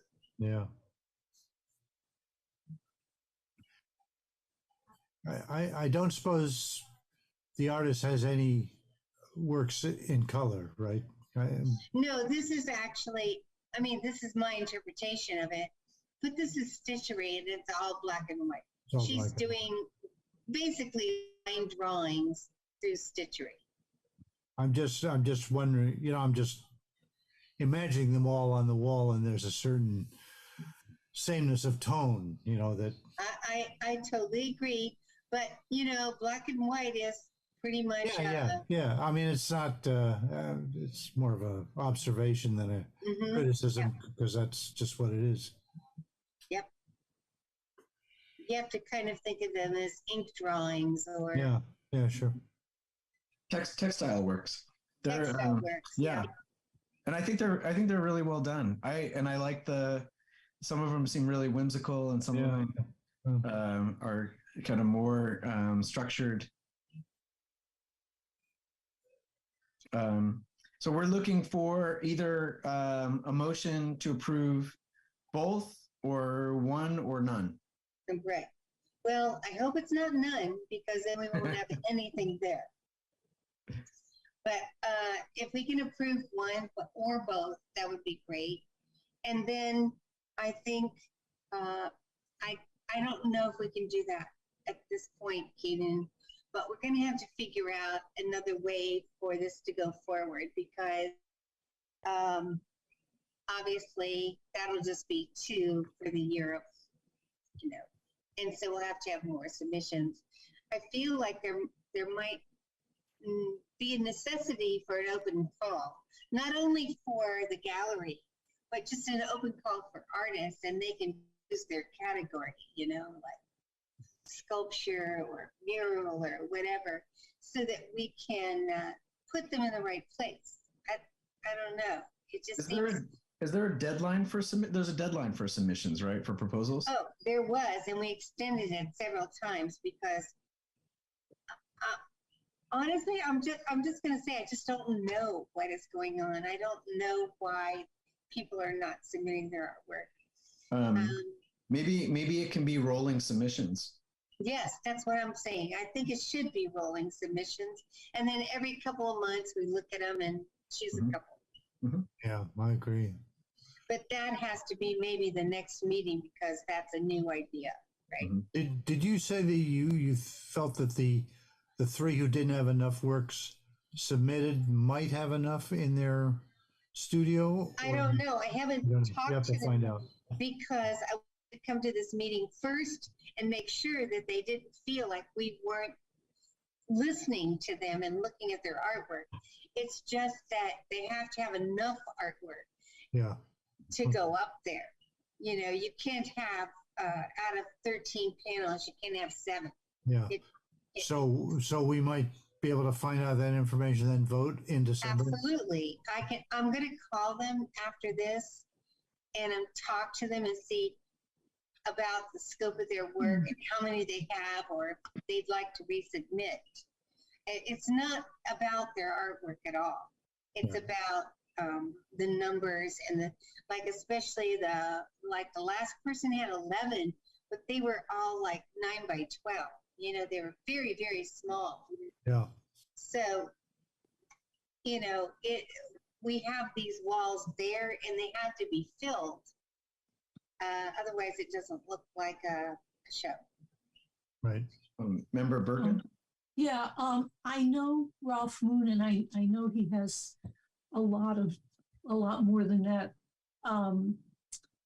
And all of them aren't the same sort of subjects that the ones we were looking at. So, yeah, I think if you contact him, he would be able to bring in or submit more. Oh, I'm sorry, but I think Roz has plenty. Roz has plenty, and so does Matthew. The two people that, you know, that we're talking about, they have enough to fill the gallery. There's no problem. It's the other 3 that are a little, it would be very hard, from what they submitted, it would be very hard for them to fill the walls of the gallery. Member Bergman, you were talking about Ralph Moon, right? The flower guy, right? Yeah, right. Oh, the flower guy. I'm sorry. I misheard. I thought you were talking about Roz. No, Rolf. Yeah, and he has some other. What I know of his are some black and white photographs of sky and sort of. That's what I've seen of his, but I know that he had an exhibit somewhere on Solano, I think in a hair salon. I don't know, but anyway, I know that he has more than that. Well, that's what I'm saying. I'm going to contact all of them and really talk to them about what they have. Right? I'm not saying no. I'm just saying there's a glitch here. Right. Yeah. So for today, I guess what we're hoping is to approve one or both, and then to proceed to contact the other 3 and clarify the number of works and bring those back to the next committee meeting if they are able to, and they can be potentially approved for subsequent shows. Exactly. Plus, I'll be back in the community, but in December, and I can go visit them in person, look at their work. Okay. So can the motion be simply to accept like both artists? Okay. Well, I would like to move then that we accept the 2 artists. Sorry, I don't remember their full names. Matthew and Roz. I think before we go to a vote, we have to go to public comment if there is public comment. Sorry. Keenan, is there any public comment? Yes, we have one public comment. Go ahead. Thank you, Chair Gash. You're really good at including public comment. I really appreciate it. Yeah, so regarding advertising, Ms. Szymanski, I was wondering if this commission or committee could recommend to City Council to have it be posted on the city's website, or if Keenan, I don't know if you can ask the city manager to put it in her manager's report, next time, just to make an announcement during the manager's report during a city council meeting. Hey, we have this art gallery. If anybody would like to apply, please go to the city's website, something like that. And also maybe advertise at the senior center, because I'm sure there's so many seniors that are possibly artists, and they have artwork from their whole entire life that maybe never got the limelight, that never got displayed. And it would be such a great situation to where a senior citizen can finally get their artwork that's just been sitting in their house or something like that to be out and open to the public, to get noticed. Also, oh yeah, I have a few more thoughts here. Are these openings, are these finally sober events? I know I mentioned this before, that there was usually a lot of wine involved, and there were no real checks and balances on people driving home. And I was just wondering if this is now a sober event. That way the city and the Arts Committee is encouraging, sober events in Albany. So that's one question I've got for you, chairs. Is it a sober event? And also, oh yeah, another thing I just remembered. You mentioned there's not many applicants. So I was wondering if you could backtrack to artists who have applied in the past that didn't make the cut, they didn't make the selection, but they applied, last year or maybe even the year before. Could we reach out to them again and say, hey, would you like to apply again? We're having another opening, please apply again, sort of thing. So that's another thing for advertising to get more submissions, is backtracking to artists who submitted before, but they weren't selected. And so maybe they get a second chance, kind of thing. So there's all my thoughts. Thank you. Thanks, Jeremiah. Okay, Jeremiah, just to respond to some of your things, that as far as sober events, the Arts Committee is not in charge of the opening. That is organized by the artists themselves. If they decide to have wine, they have a dedicated person at that place that will give out wine. We haven't had a lot of that recently because obviously from COVID, there hasn't been anybody there. But the last two openings, there has been wine, but not a lot. And there's been a dedicated person to pour it or take care of it. As far as people applying again, I've contacted everybody who has exhibited before. I don't have a record of people who didn't exhibit. So those people are given a second chance. It's supposedly you have to have, it has to be 5 years since you've exhibited. And I haven't contacted them. And as far as all the other places that you've said, I posted on Berkeley side, Oakland side, Albany Patch, the city website, in El Cerrito, and in the artist co-ops on Dwight, and in Berkeley and Albany. I've really covered a lot of those things. So I'm not sure what's going on. I'm sure it's just temporary, but it'll evolve, I think. Okay. Maybe make a T-shirt and then wear Yeah. it around. You have to march around through Albany.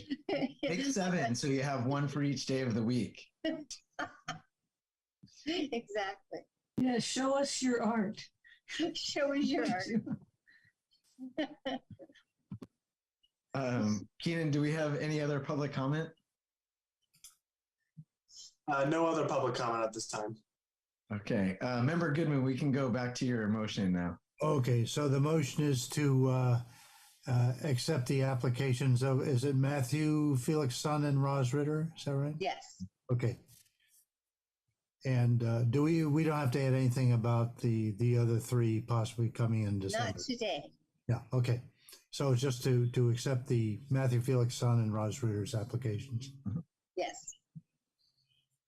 And do we have a second? Second. Great.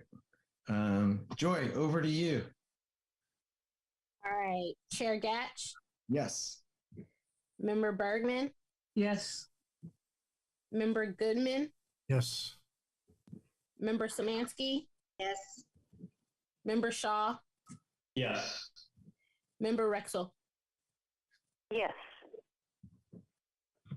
All right. Then the motion passes. We have 2 new artists coming into the gallery. Yeah. Okay. And that will close out agenda item 6.2. We'll go to agenda item 6.3, which is the sculpture loan program, which ordinarily is Member Bowers, who is not here tonight. Do we have anyone else on that committee that's presenting?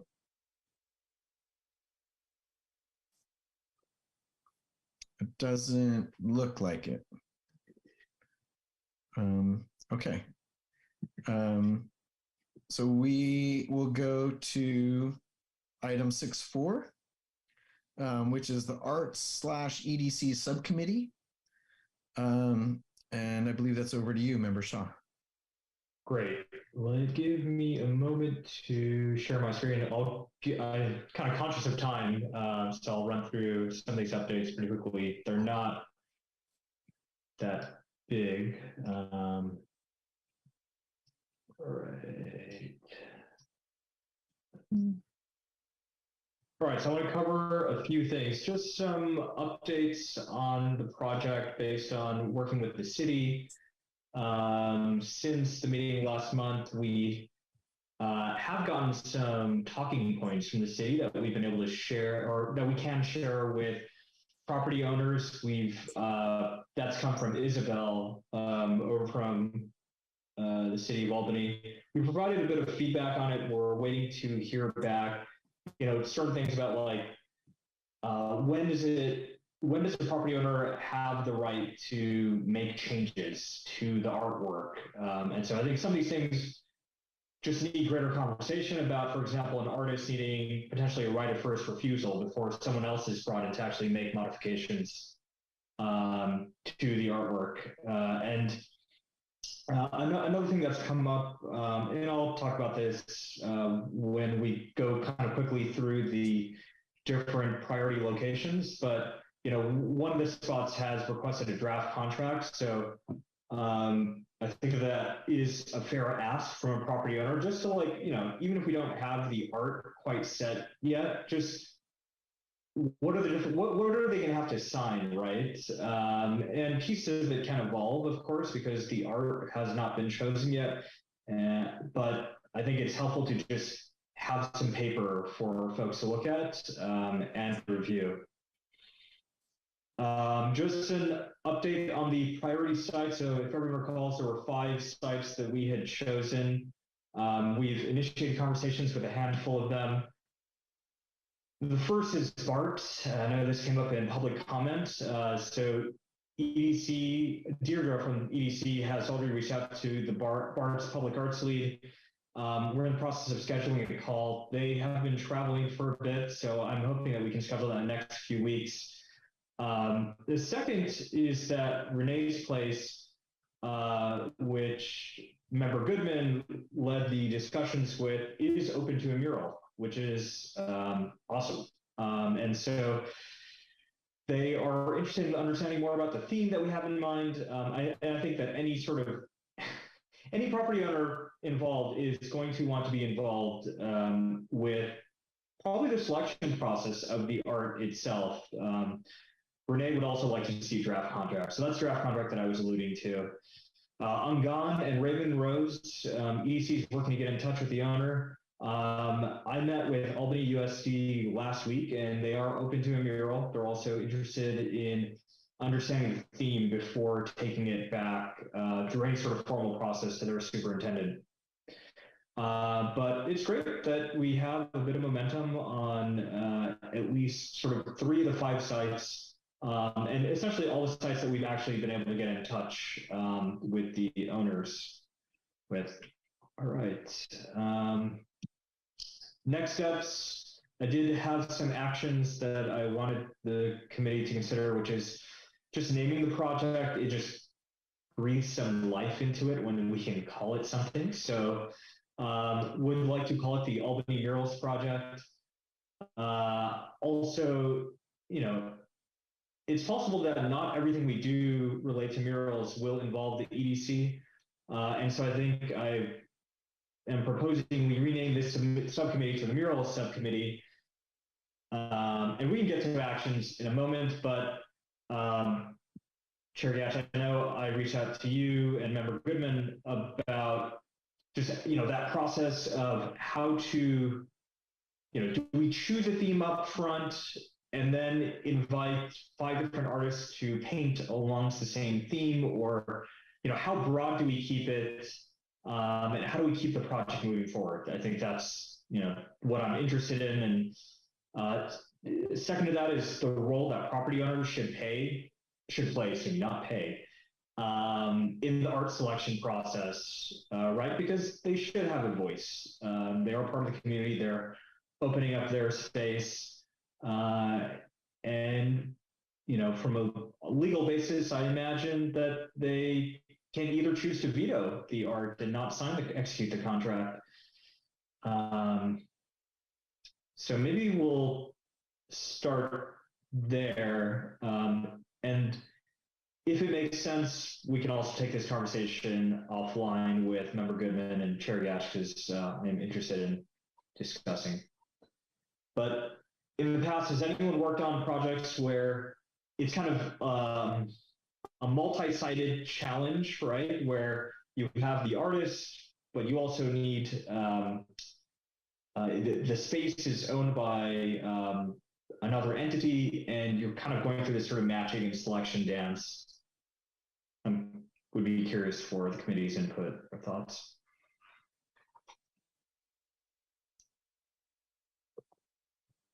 Why don't we go ahead and we can stop the share, and then we can have a conversation.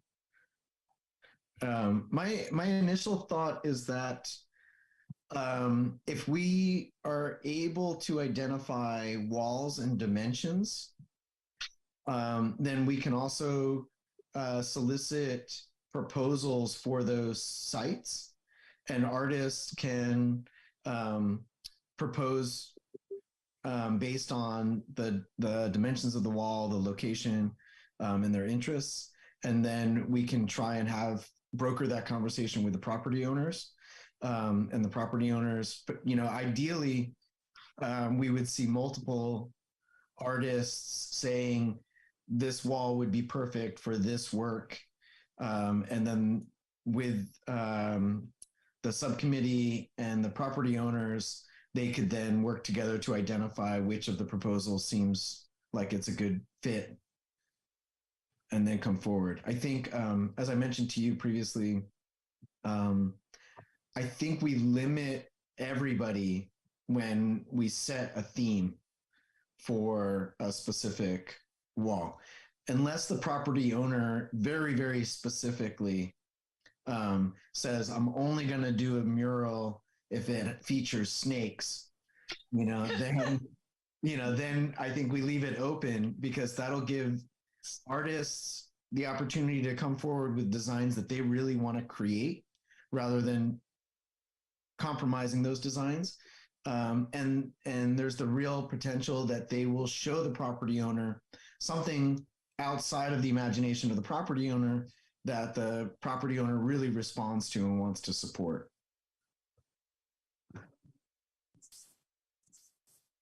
Yeah, I think public art it's very difficult because that property owner is not going to, maybe they're not going to own the property all the time. It's going to change property owners. And those kinds of, when they change property owners, then the mural's wiped out or changed. And I know at the high school, we have an extremely historic mural in the arts building. And I know when they tear down that building, that mural is not going to exist. So what is our responsibility to the artwork ourselves? And what kind of collaborations can we make? Like on the side of that, I think you're talking about that huge wall on Santa Fe and Solano. Mhm. I mean, can we make those collaborations with Park and Rec to make that a little pocket park or something where people will want to keep it? But if the building comes down, the artwork also comes down. So we have to accept the fact there's a lifespan to these things, and what is our responsibility to preserve them, right? I wish someone will preserve the one at Albany High, which is done by a very famous muralist, and it's all of these students from 1978 from Albany High School, and it's just sitting there. But how can you preserve that? It's a really difficult question, a lot harder than we're talking about, I think, because I mean, Sprouts can say go ahead and do it, you know, but the next owner won't like it. So how do you protect that? Yeah, so maybe I'll just respond to the useful life. It's something that I presented on previously, but we can set up a useful life that could be something like 5 or 10 years. Obviously, murals don't last forever. So we could find something within reason. And then with regards to a change of control of the property, that'd probably be subject to the contract that we set up. I think right now we're at this even earlier stage, which is how do we even kind of go through that matching process of either setting a theme and finding artists and continue to kind of move those discussions forward with the property owners. Mm-hmm. Yeah. Mhm. Well, I think that the projects themselves become beloved by the community, right? And that has, or maybe they don't, but that has something to do with it too. You know, I know a mural on Coal Valley in San Francisco. The new owner wiped it out, and then the community was so incensed they got the artist back to make it over again. So, you know, there's a whole range of stuff we're talking about here, but I think he is talking about the very beginning stages, which is what we need to know. Member Goodman, you have your hand up. Yeah. Well, I've seen the draft of the contract that Isabel presented to us, and it does, believe, have a provision that requires the building owner to maintain the art, and for the city actually owns it, and the it's the city has title of the art, and the building owner can't simply wipe it out, and the new person who buys the building has to basically be aware of the covenant that attaches to that art along with the building when they purchase it. It becomes part of the thing that's purchased, and the new owner assumes the same obligations. And I think that's one reason why, of course, the building owners are very concerned about having some say over the content, because if it's a controversial piece or something that they feel might be offensive to one group or another, it becomes more difficult for the building to sell, and it affects the valuation of it. I mean, it can certainly work to become a landmark and improve the value of the building, but it can work the other way too. So I think it's kind of what Chair Gotch was talking about, where you kind of have the artwork and then you kind of have to negotiate the arrangements so that all people are on board and understand what they're getting into. And people can't set the terms for everybody else at the very outset. They kind of have to approach each other from maybe different points of view and find common ground. And I think that's really one of the big roles of the Arts Committee as well as the Economic Development Committee, who perhaps maybe speaks more the language of the business and property owners.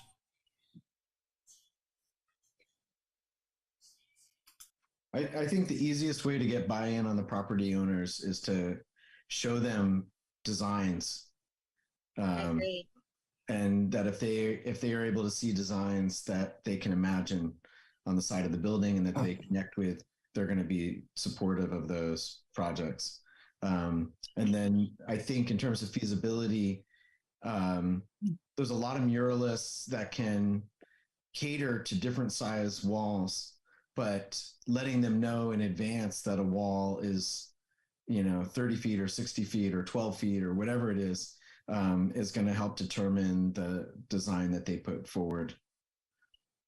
Well, I also think the more murals that are in a town, the more accepting it becomes, so that if we can foster that idea, then everyone's going to be more open to more and more art.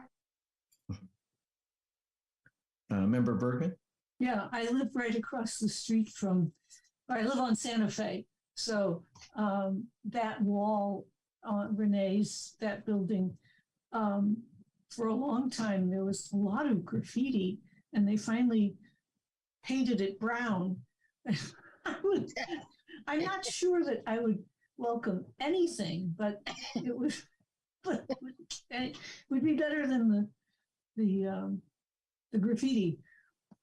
Because I think I don't know how people do, hang from the roof or something. But I don't want to take a lot of time, but I've always been intrigued by the way that museums, the Museum of Catalan Art in Barcelona is full of Romanesque frescoes. And the Romanesque churches all over Catalonia are bare. And I want to know how they get all those murals off the walls. But they may be terrifically expensive or very delicate. But I was like, these beautiful, austere chapels, and all the art was transferred somewhere else. Yeah. Well, we have a couple of action items on here, so we should go to public comment, and then we can come back and put forward some motions on those action items. Keenan, do we have any public comment? We do have one public comment.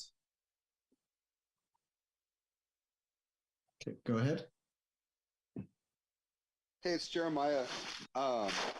Yeah, so what's the process of asking the public if they want to open up their location for a site of a mural? There's a lot of places on the side of Zari's, it's kind of blank. There's a lot of different places that can host murals. Apartment buildings on Solano, right there on the corner of Evelyn and Solano, that apartment complex, with the swimming pool. I really like that the school district is, open for on the enrollment building. I think that's great. Thank you very much for getting the schools involved. I know, like, what was that, five little monkeys right there on the side of their building, that brick building. there could be some murals done there. I think these murals are great. So my thing earlier about the sides of the community center, because the building is striped, I think pink and white, with some horizontal lines. And I don't know.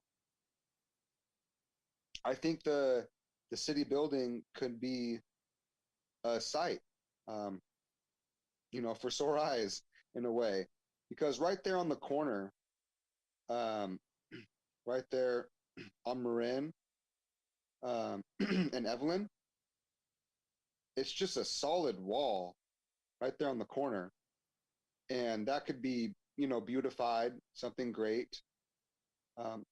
Thank you for reaching out to the BART for the BART pillars, and also there on Masonic at the community center, the walls on public buildings. So maybe we can check out some public buildings. And speaking of the murals, I know, so Sprouts, I mean, on the backside of Sprouts, I guess that side's already taken up by potentially the backup plan. But that is private property. So, I mean, it is a potential mural site, but I guess it's already kind of got dibs on it. So, yeah. All right. Well, thank you for the time. Just, please explore other sites, and maybe we can make announcements to the public if they want to do some murals maybe on their house. Okay. Thank you. Garage doors. Sorry, I forgot to say garage doors. Thanks, Jeremiah. Keenan, do we have any other public comment? No other public comment. Okay. So it will bring it back to committee, and then remember, Shai, you have a couple of action items. Do you want to make some motions? Yeah, and maybe I can just say what they are again if folks want to make motions. So the first is just to name this project the Albany Murals Project. That's the first one. The second is to rename this subcommittee the Murals Subcommittee. Okay. Keenan, can we do that as one motion, or do they need to be separate motions? Either way, whatever you guys would like to do. Okay. I move that we rename this the Mural Subcommittee, and I've already spaced out what the second part is. It's naming the project the Albany Murals Project. Okay. I second. Great. And Joy, can you take the vote, please? Yes. Chair Gatch, Yes. Member Bergman, Yes. Member Goodman, Oh, sorry. Yes. Member Samansky, Yes. Member Shaw, Yes. Member Rexel. Yes. Okay, great. The motion passes. You have your names, Harsh. Just the beginning. Any other motions related to this agenda item? Okay, fantastic. Then we will continue. We have to be done by 9:30. So we're getting really close here, but we have agenda item 6.5 is the subcommittee reports. Member Bowers is not here for the sculpture loan program. Members Bergman and Goodman, anything to say about Fall into Haiku? Yes. We have made our final selections. I'm just in the process of collating them.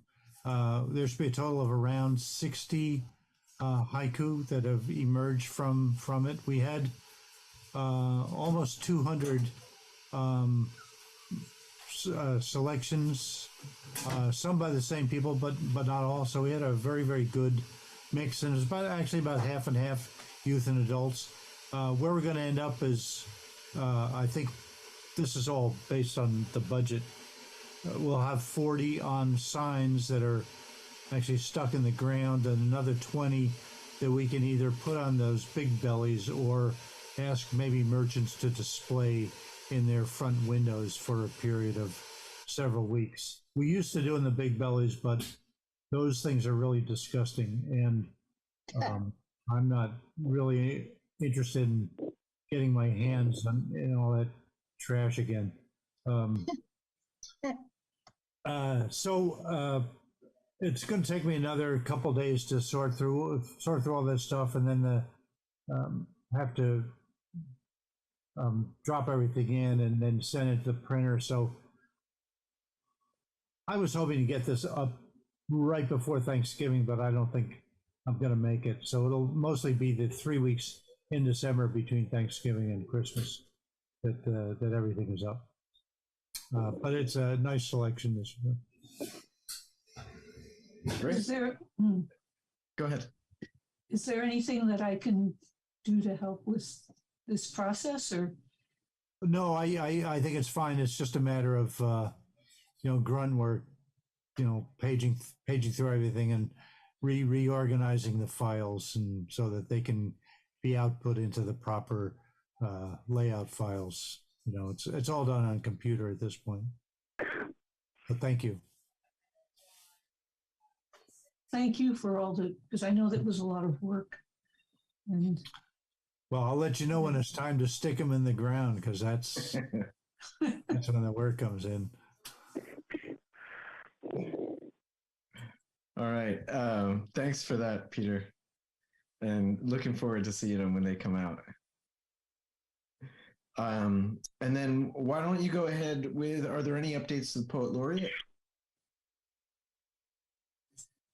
well, one of the members knows it's been very hard to get a date that everyone can meet, even though it's on, or even get in touch with people. So Member Goodman has sort of handed it over to me, and now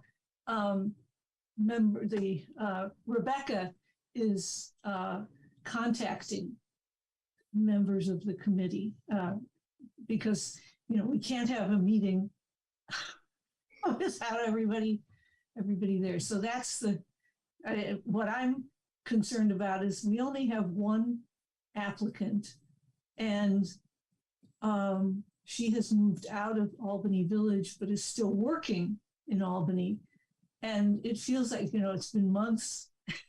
And so I hope she's still working in Albany by the time we get a meeting together.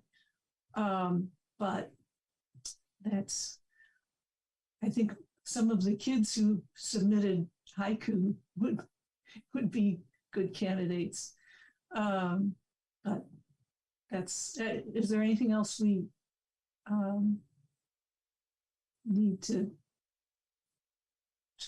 talk about? But Becca did say she was in touch with these people, the other people. So. Okay, great. Yeah, thank you for the update. Member Goodman, anything to add to it? No, it's pretty much the situation as Member Bergman described. We're trying to get everybody to a point where they can meet. Meeting is only going to be an hour, and just to refresh everyone's memory, it needs to be a public meeting. The city has to run it, but it's not going to be recorded, and it's not going to be archived, but it will be open to the public. Okay. It'll be announced, so it has to be coordinated with what the city's availability in terms of staffing is. Mm-hmm. Well, I feel your pain trying to get everyone together to do this election panel was also. Any tips?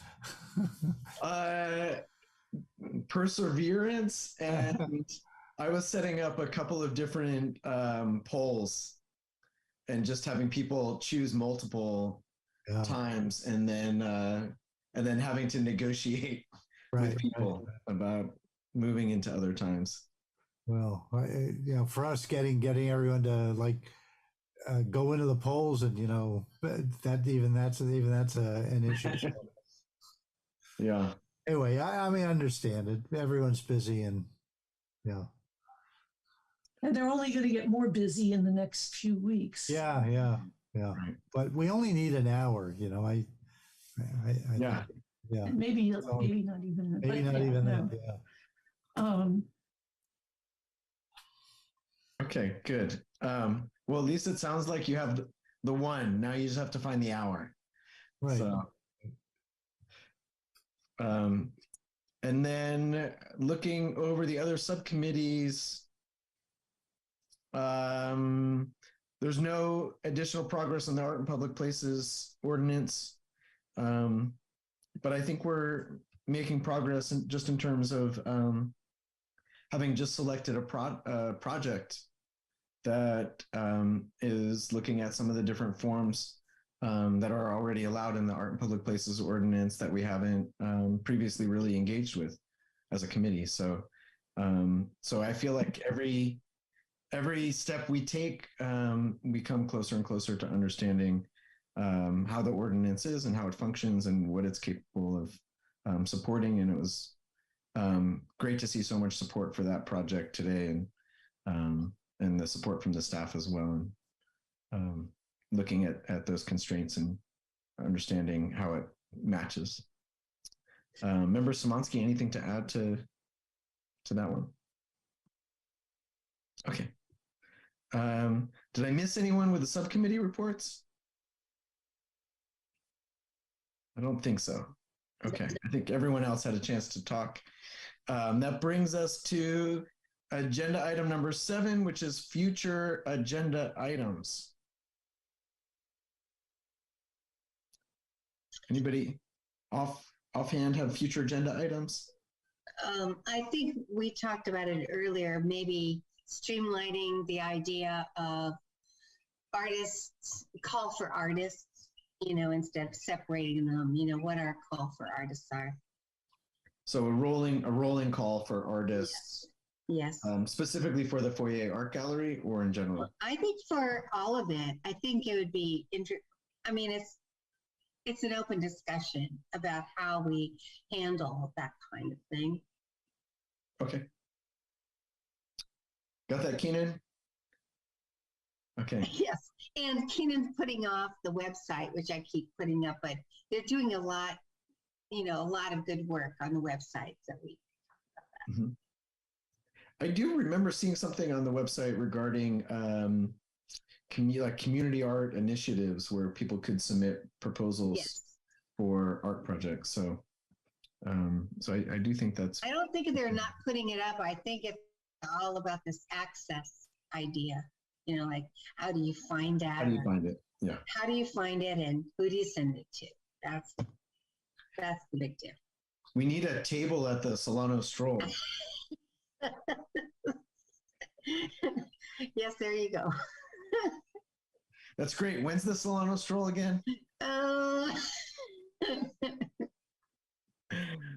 Yeah. All right, next year. We get that one next year. Any other future agenda items? You can always add them. You can contact Keenan. You can contact me up until about a week and a half before the next meeting. And it looks like we'll just sneak in under the 9:30 deadline here. Our next meeting is December 12th at 7 p.m. Thank you, everyone, for all of your hard work and your support and your care and your compassion. This adjourns our meeting for today.